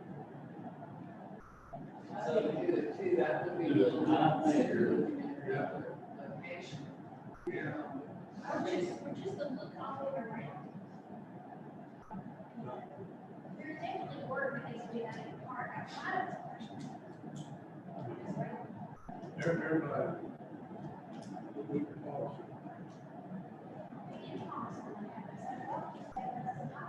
Oh, I know. Hey, listen. We have to run through water. He gets mayor. He's like, he gets like, we come on. You know, there's splash pads all over the country that are open to people without any fence, and how is it they do that? Well, they don't ever make any revenue off of it. So you subsidize the cost of water. Nice thing about ours, being behind it, many of the revenue being paid, they're acknowledged into the pool and use splash pad. Now, the splash pad that we have and the splash pad sort of style that I think most of this town is at requires 40 months. So you have to build a little shed or house. One they have in Woodsboro runs off fresh water. So that's why it doesn't have a house. Because it doesn't recycle the chlorinated water. It uses fresh water from the pipes. That city town subsidizes. So that's why it is not economical in a number of ways, but they make policies to subsidize it, just have that picture and place there. We get a lot of things from their car. Sales. They also tell me that the clean water that goes into the sewer pipe that dumps that new stream is usually treated, is for treatment as well. So that, they do handle a lot of that. So I would recommend that just because it's a very expensive proposition to do. But, you know, if you're going to tolerate a little shed or a little house or a little building next to your splash pad, you put it just about anywhere that's got access to house. We chose this because it would be a feature related to some park. Make that video investment. We want our park to be better, that's been something we always said. I'm with Bert, I think we have said, day one, we want you to do this for our community. It's one of those things is it exactly where I wanted it, exactly how I wanted it? No, that's what this job is all about. And I think we've said to the community, we want to try to do it. We unfortunately had all kinds of things go wrong, but we as a board have taken the actions to correct what went wrong from not having a contract with Buster from day one. And that was a terrible mistake. So I think it's time to step up and do what we've been trying to do for years. Do. Do we basically have a hole in the ground down there, and they're gonna have to replace all the pipes? All the pipes that are inside the home. So would it be reasonable to think that if we did find another place, that it would not be a huge deal to people in there, that we have to dig it all? I could. They have to build a new building. They have to build a new little building. Oh, So then we're going to take that building and relocate some of it. We have to, I mean, if you've ever looked in there, it's got a lot of work in there. So it would be there. You can make a little building look cute that runs all of that equipment. I don't think a little building probably is for some funding. Where are you going to put it? Where it's at? I wanted to out the fresh air away from chain link fence, you know, mini prison, but, it is where it is. So I can get, I can try to get an answer to your question about could it be relocated and built for the same cost we're seeing here on the books from the experts. But I haven't done the problem now. They're going to use some of the labor that's already been done, some of the concrete work that's already been done. Yes, some of the pipes have already been laid. So I think we start all over that, see what this costs. That doesn't mean we can never have another splash pad in another part of town.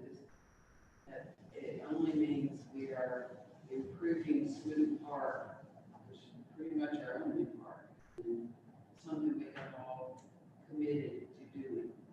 And there have been some improvements down there with the walking. Story wall. What? Story wall. Story. And also they've cleaned up the horseshoe pits and tables out there. Sidewalks. Sidewalk, yeah. And we've got a few other things in the hopper to improve the part-time labor, which possibly do that we're working on now. That's, that's my two cents. I think we need to go ahead and do it, so. I'm a no. I'd like to see, if we're gonna spend that kind of money, I'd like to see it on something to do with the parks that would have a bigger impact than just the splash pad. Where do you propose? Well, when I go down there, when I drive down the streets, I just think in general it looks rough. I mean, maybe you update the picnic table things, you paint and fix up the buildings, and just make the park more presentable with that $150,000. As far as where the splash pad was, you could see if it would be a much reduced cost to put a kiddie pool back in there, or like, I guess if you had to concrete over. I mean, I hate to give up on it, but just, I don't know, 150,000 to me, I just feel like that we could do something that a lot more people would get an impact out of. That's just my take on it. Kiddie pools have kind of gone the way of the past because, they're just really nasty. And, the splash pads are the way that people have gone for those kiddie pools. They're safer with all the chlorine in the water that's used. They're cleaner, and, the kiddie pools are just, it was a constant torment with the health department. Yeah. Well, actually, the health department shut it down. Yeah. So this is what goes in market areas instead of. Okay. Well, so, what I was going to suggest is that we not take a vote tonight. Yeah. Because I think that this, item sort of warrants a public presentation so that folks can know what it is that's happened, what we're trying to do to remedy it, what the cost will be. And a discussion from you in the regular session where presumably there'll be more public viewers and so forth. So I was going to suggest that I put a presentation together for the next meeting, which includes this budget amendment that I just described, and we take action. You all take action. It's the Marvel Day, right? I'm sorry. Marv is Marv. I mean, That's the day the day is Marv. he's supposed to bring the chair. Yeah. Who is going to get him to get,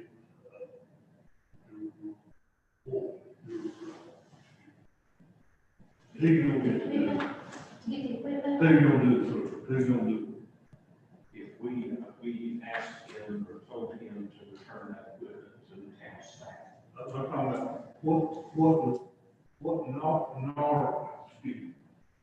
Laura, would you like on that stuff, on this? You're not, you're right. I've spoken to an attorney I have about assisting us. Okay. Absolutely. Well, so one of the questions I have is, in speaking to these other three aquatic companies, anyone who's going to wrap up here to see this project? Yeah, all three. Okay. And these, you could put these bids that they gave us virtually as in the bank. They're pretty much, this is exactly what it would be. There's not going to be contingency, overrun, cost figures, potential.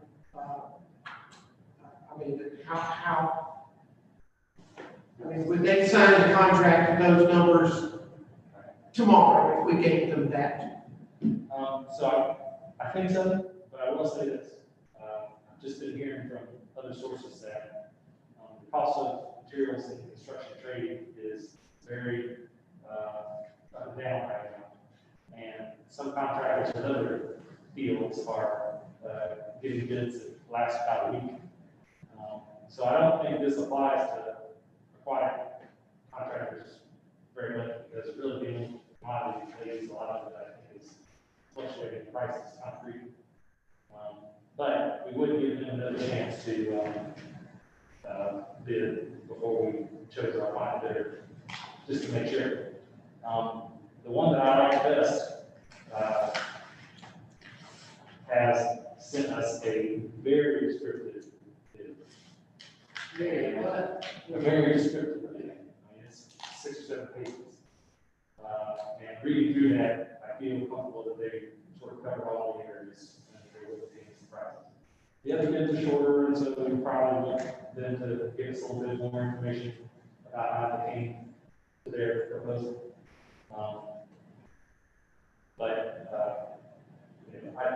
I'm relatively comfortable with all. Okay, I have two final thoughts on that. First of all, actually, three. First of all, I'm all about perception.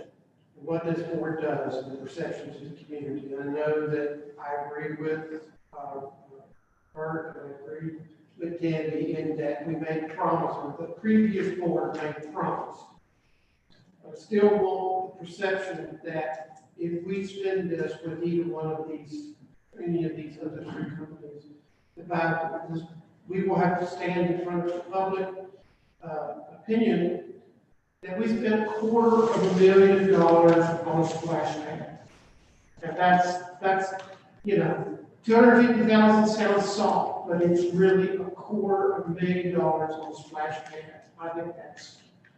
I think to a county and a public that the median income is in the 30,000 range, that's a number that does not sound responsible, even though we made a commitment to the community. That's just a perception to me. So I'm kind of with Andrew. That's a lot of money for us to commit in addition to what we've already committed, because I am not convinced that we will get a dime from Boston Aquatics. You know, we can try, but the old adage, you don't get what I return. You know, the best thing that I can see out of this is that maybe we make it so he can never do this to anybody else ever again. But that we get nothing, you know, we get no financial reparation out of this that I can see, because in order to do that, you have to have assets, and I don't know the assets. The last thing that I would like you to do, Wilson, when you bring this back to us, is tell us if we did not go forward with creating a splash pad, some idea of what it would cost us to, if nothing else, turn it into a flower bed.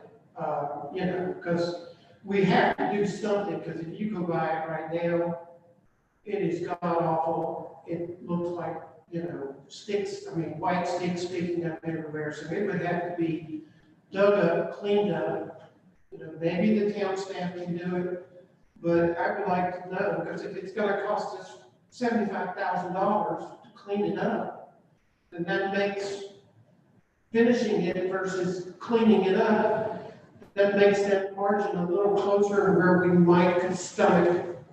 Because I'm with Andrew, I have a hard time stomaching an additional $150,000 for this splash pad. And that's all I have to say, Mayor, I'm sorry. We'll call the meeting. Anybody else? Is there any update on the legal proceedings? As far as like what Michael said about making sure he never does it to anybody else again, I'm all for that. Like, put into it, you know, whatever we have to do.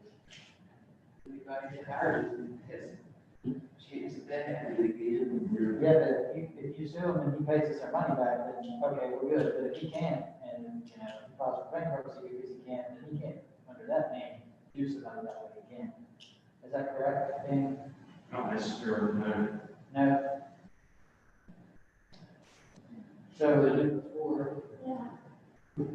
So what would happen? Like what's Final action is contract for breach of contract. Measure of damages is going to be based primarily, I think, on cost of completion.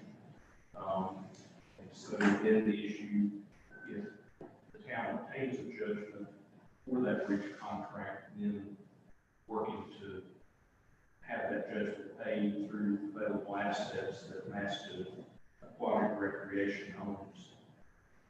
Judgment's good for 10 years.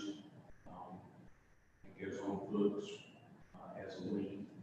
And then it's a matter of attempting to satisfy that lien from assets that the company owns. You mean like financial assets or like actual things that they have to sell? Can be both. What, do you have any idea of like what that might look like? It's just too hard to say. At this point, it would be difficult to say. This is basically his business assets. We are not, this is filing the sewage, so does that include his personal property as well if it meant paying us back? That's a difficult question. The issue in North Carolina, can you pierce the corporate veil to assert liability against the owners of the company? There are certain things you have to show in order to go through the corporate veil that affords the owners of the business protection. And so that would require a factual showing that this company, Maximum Water Recreation, is, for all intents and purposes, the alter ego of the individual owner. Yeah, but because of the LLC, it already gives him certain protections just because he's an LLC. That's correct. And that's, you know, if he was a sole proprietor, it would be a lot different, but an LLC, you know, it's in that protected category. That's the reason why they call it limited liability corporation. Do we have to do anything else to continue to proceed with the legal whatever stuff? No, that will continue. So it's already happened. That's already in motion. That's correct. The town sent him a demand letter, gave him time to return items that belong to the town and advised him of what the town's intentions are. We do have an accounting of what items you're anticipating back, correct?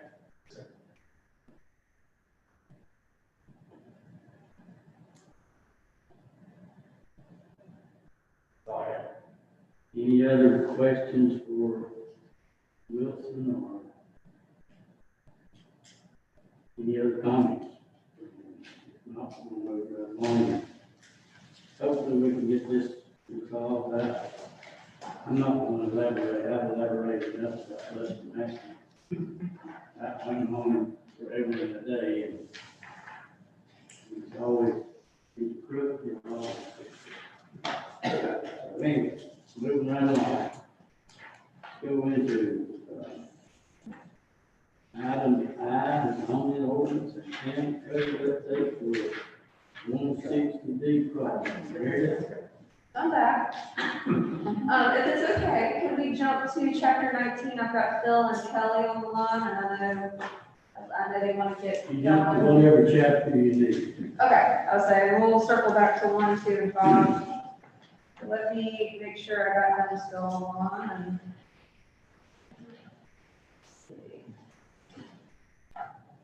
get them on. So Phil, Kelly, can you hear us? I can hear you. Go through all those changes, and we'll circle back, let you guys go home and circle back to the other chapters. Okay.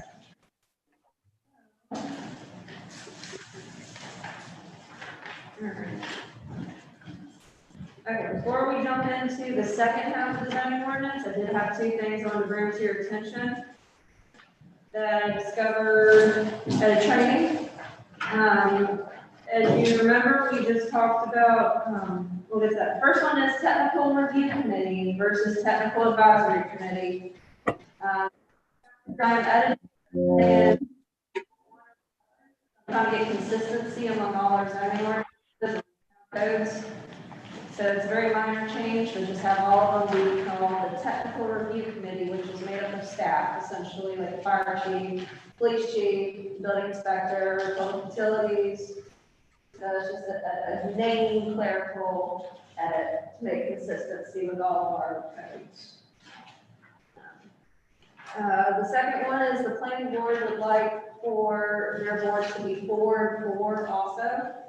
So instead of getting rid of a member or 2, we would add a member. So it would be an equal representation of 4 members from the ETJ and 4 members from the town. So that was something we had missed. The next thing is we had just talked about with Mr. Vaughn is ownership. We cannot regulate ownership of a property when it comes to essentially living there. So there's a recent court case a few years ago, and you can't make someone live in a house and rent out the other portion. So that's where our boarding house and also our accessory dwelling units, we cannot regulate ownership on those two things. So those two things have been struck, and the planning board did review those, and essentially we want to be in compliance with most recent court cases and codes of North Carolina. So those are minor things. The definition of technical advisory was updated also. So those are little tiny things I want to bring to you that was from the previous discussion that was caught through all the editing. We move on to Article 7. I do believe you've got in front of you all the different changes. These chapters are a lot more minor changes than what we had previously. There's a few discussion points, but not nearly what we had with the previous items. Get that real quick. Okay. Okay, so we had a lot of editorial revisions. There were lots of misspellings. It's essentially, this chapter talks about like your lot size, the record, setbacks, yard designations. So very minor changes, not a lot here with 160D. These were more clerical edits. Did anyone have any questions about Article 7? Okay. Bill Kelly, did you have anything you want to add in? I don't. Our design standards. Bill and Kelly recommended again to remove the whole residential mix commercial on the chart. So we cleaned that up. Not a whole lot of changes there also. We also added the corridor overlay because that is an overlay district that we need to, everyone needs to be aware that that is additional requirements in our zoning ordinance on top of our current zoning codes, since it is an overlay district. So those are the big changes for Article 8. Some other small clerical cleaning up for this item. Not a lot of 160D edits.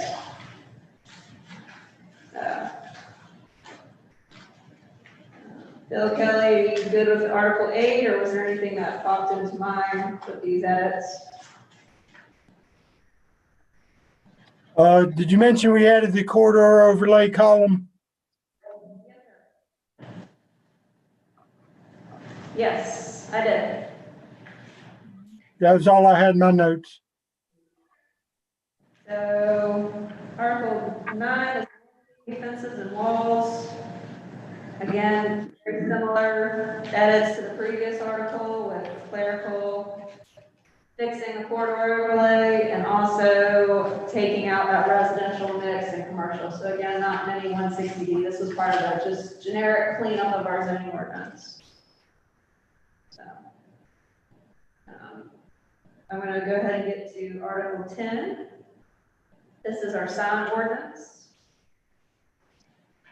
Again, we had minor edits. Didn't have anything for 160D. That didn't really change our sign regulations. The biggest change recently was political signs, which was done recently. So again, we've got the corridor overlays included because that has got a more restrictive signing regulation than other areas of town. And that was added to all the charts. Bill Kelly, did you have anything for 9 or 10? Nothing additional, no. The last one is the supplemental standard. So we're going from the staff approval with conditions to, we can't use the word conditions anymore with 160D, so we're calling it supplemental standards. That was the SS in the previous table of uses we saw. That's what all of these refer to. So this one, again, there were a few minor changes, mostly grammatical, and then cleaning up the language to match 160D. I did add in here that we cannot regulate the ownership again of accessory dwelling or a board house. So that was the only edit that I don't believe you had in the previous zoning ordinance that was passed out. Those are the biggest changes. Bill Kelly, did you have anything for the last article? I don't. Nor do I. Then the special versus conditional use permits were noted. So these were much more minor changes with these articles in the first set. Did anyone have any specific questions on any of this? Okay, yes. On the ones you just went over, Yes. there's other stuff that was in here.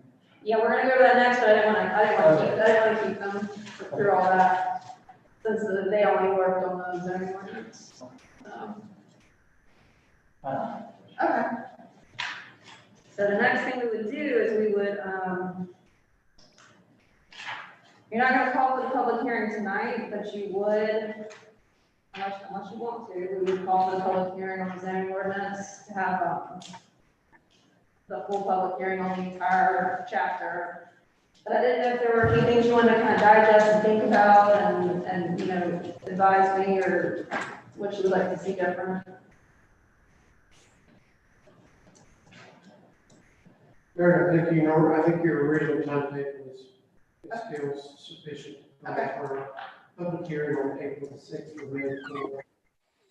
Still works for all the, what we need to do between now and the end of June. So it looks, I'm good with the schedule that you've got. Okay.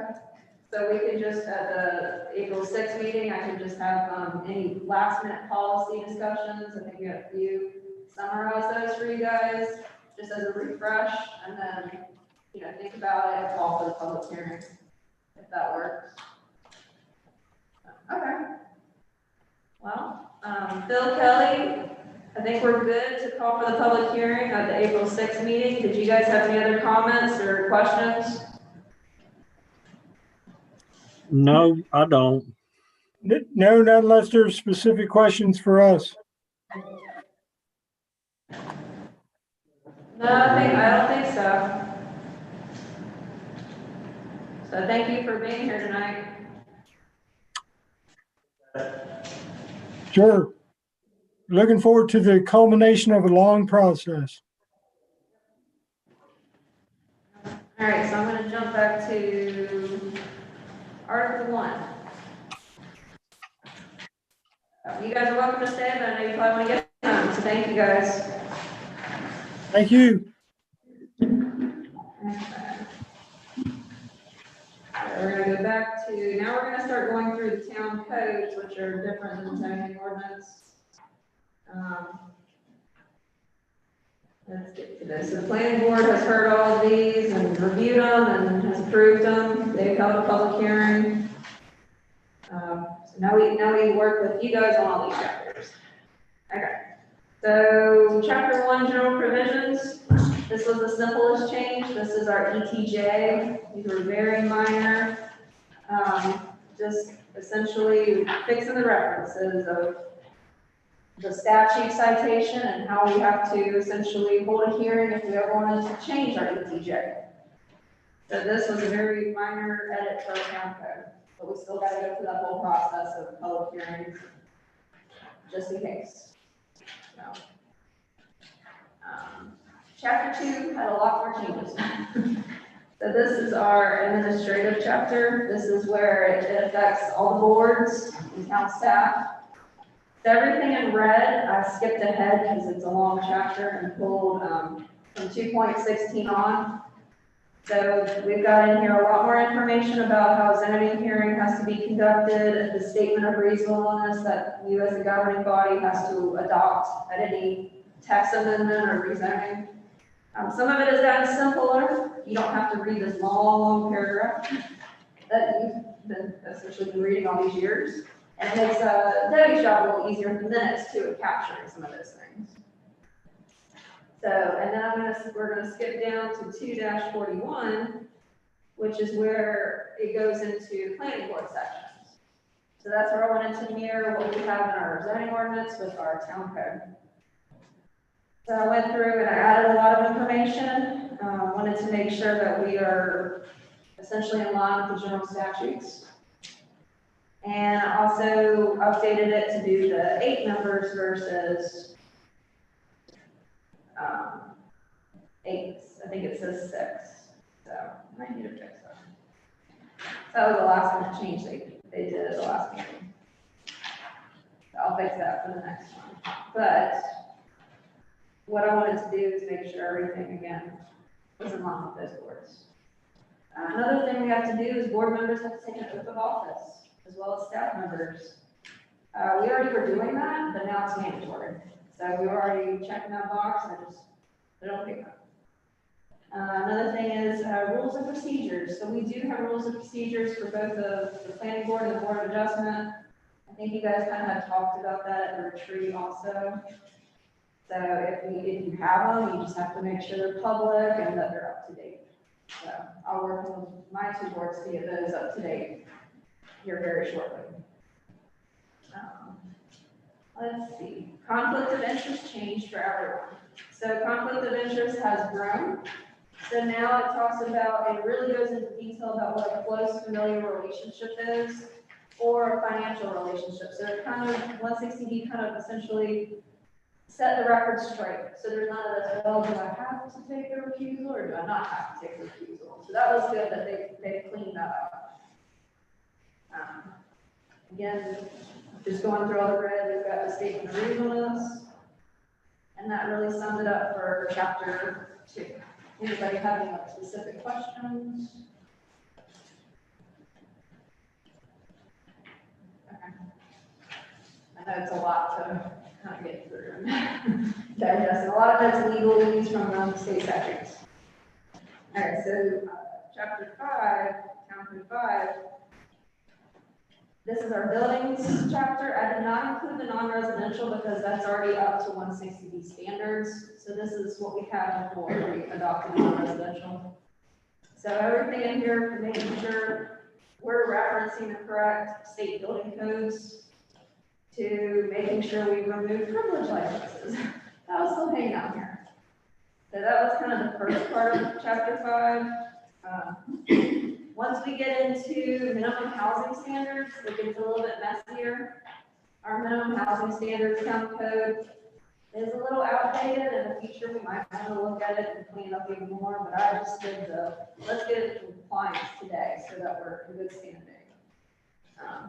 So if you've read it, it's a little antiquated with some things. So I fixed some of the simple language with the definitions. And I went in there to also, one of the things too that the 160D has changed is how you enforce minimum housing. So right now we only enforce minimum housing in our town limits. Now you can elect to do it in our ETJ. But remember, that's a very large area, a lot of houses, because that's mostly residential versus commercial. That is a policy choice. That would essentially double our housing review. But it is an option, it is a policy choice that the legislation has available. So that's something to think about. Would it have a lot of cost? I would imagine so, and the other flip side is they do not get taxes. But that They is. also have no representation on the commissioners. Very unpopular. Yeah, so in some ways it would be good because we get a lot of complaints and the county can't help them. But in other words, it is an additional set of regulations on top of an area that's not in town. So that's kind of a policy decision for the board. That we can just leave it as it is and keep going and see what happens.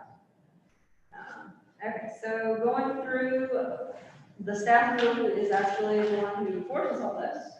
There were a lot of changes with that to make sure their representation was done correctly. We have to make sure that they're following the rules correctly. So that's where I went through and did a cleanup of, let's see if I can get to that on the board for y'all. You're on like, Yes, I'm moving quickly. Don't want you guys to fall asleep, because I know it's exciting. Because reading state statutes is, it's not the most fun thing. Okay, so let me get to where we are. So I didn't go into detail on the building codes, because that was a minor change. Okay, so here it is. So this is about the office of the housing inspector. So John Gantz is our officer of code enforcement, housing inspections. He also helps with zoning. So essentially, his designation is outlined here, and I have updated this because a few things changed with like how they can enter the property, how they have to identify themselves, how they have to keep records. So the 160B kind of cleaned all that up, and we needed to have that in this county code. Very minor changes for inspections. I got him his little card, so he identifies himself. Thanks to Robbie, he's official. The public hearings for this one's a little interesting.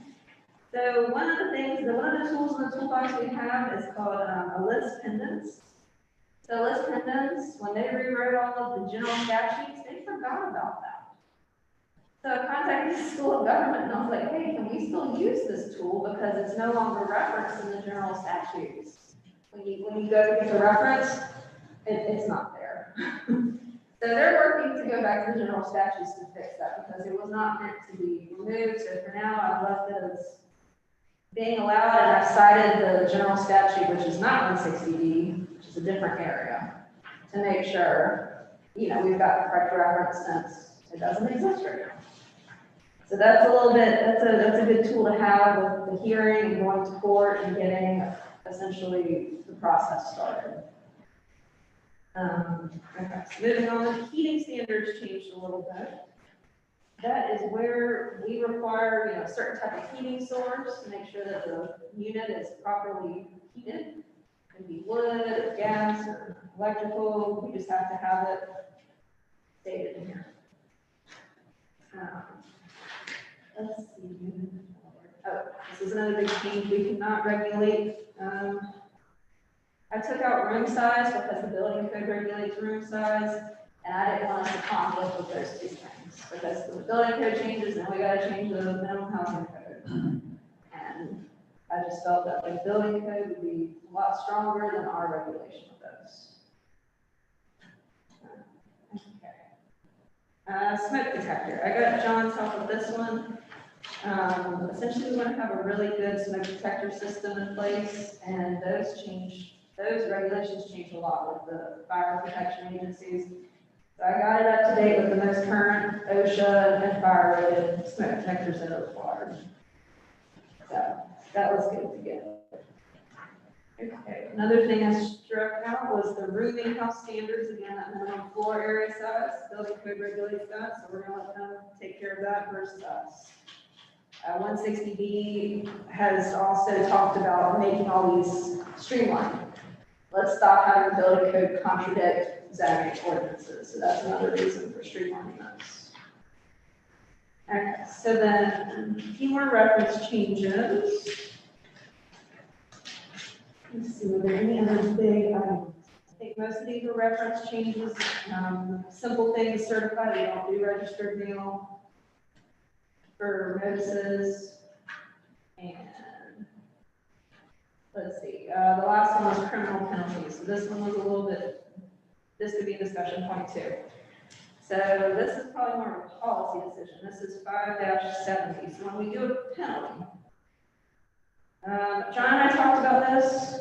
You can imprison people, but we felt that was a little strong for a minimum health standard because they're already having trouble. So we're like, let's get rid of that. And let's make the streamline of penalties simpler, because if they're already in trouble with getting their house in compliance, why are we going to levy hundreds and thousands of dollars of fines against them when they need that money to fix their house? So we did kind of cut out some of those civil citations and just let it stop, and then it would just keep occurring versus this constant increase in cost. Mayor, interrupt for a second. So I think that that's a wise move to, deletion of the criminal penalty thing. Yes. Because I think ultimately the General Assembly is going to make us do that anyway. Yes.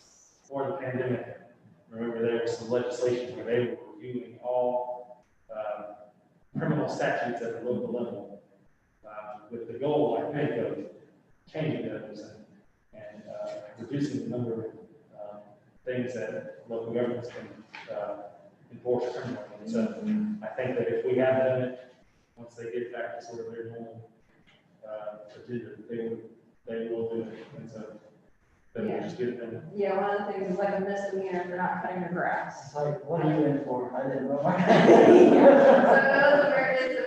But when you have a misdemeanor, it covers, fining out, and that's like throwing a book at someone versus just having a civil penalty. So John and I are more on the line of wanting to do civil penalties than criminal because it's a zoning violation, it's a minimum housing violation, they're not maliciously trying to intent to hurt something. So, and then we also settlement of claims. So I talked to Kurt and John about this too. Again, this goes back to the whole criminal, continuing violations, civil penalties. We just wanted to clean it up and have it simpler versus trying to get through that process if you work through it. So that's more policy choice versus 160D. But like Wilson said, we think those legislations will probably be changing soon. I think it's General Statute 14-4. So those are all the big changes for Chapter 5. Anything jump out at anybody? My only question was about the changes to the civil penalty stuff. Yeah. Can you kind of give like a really quick description of how that works? Yeah. So, So we do a notice of violation. Usually it's like a warning citation and we'll say, you've got this many days to correct it, and that's we'll do a specified time frame. Usually we'll do, depending on the violation, will depend on the time frame, we'll do like 30 days or something. If they don't do it within that time period, then we send them a notice of civil penalties essentially. It's like, we've already given you the warning to fix it, you didn't do it, now here's your penalty. So that's when we'll start accruing fines, and they're usually about per day. So it gets very expensive. And that's the zoning ordinance, but in this case, it'll be each civil citation will be sent, and that's how it's. So is it $100 every day? For some of the zoning, yes. That was kind of my question. Yeah, so different, whether it's a nuisance, like they've got tires in their yard, or if it's minimum housing, they're all laid out a little differently. But essentially, each day would be a violation. So it gets expensive quick. That's why we're like, let's reduce this capacity here. But there's enough teeth to enforce whatever you gotta do, right? Right, we don't need to do $500 a day.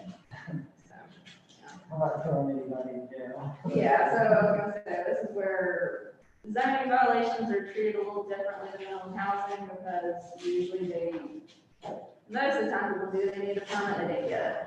But not always. Minimum housing, it might be a landlord situation, there might be all kinds of issues that we're going through, so treated a little differently. So that specified time frame, who makes that up, John?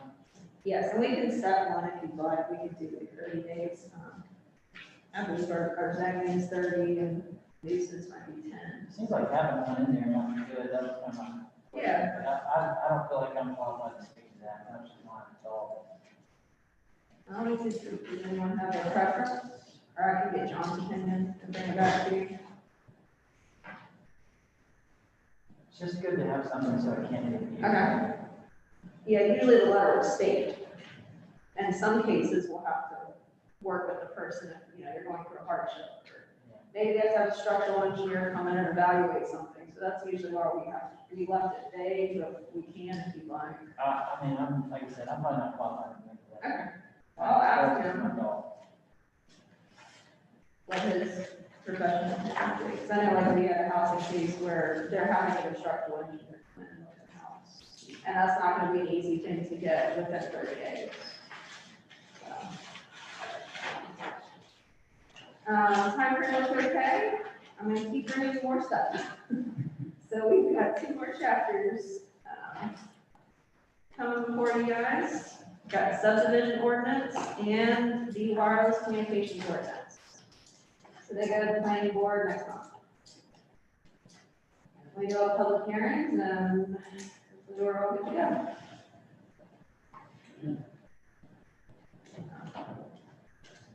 Any other questions to Mary? If not, I'll motion to adjourn. I got one quick question. When are we gonna go to the 2 regular meetings?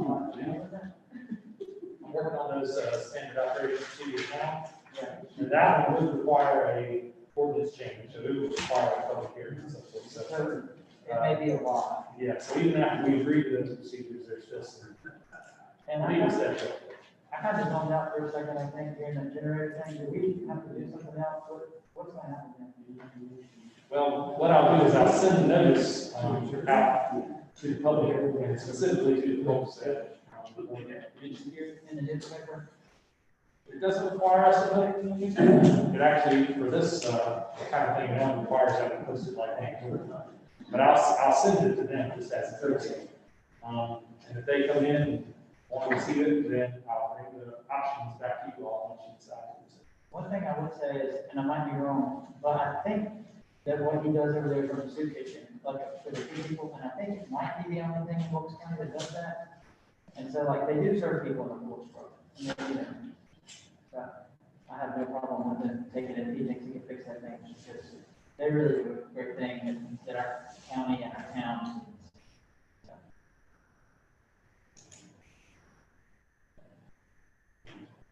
No more questions. I will mention one more thing quickly.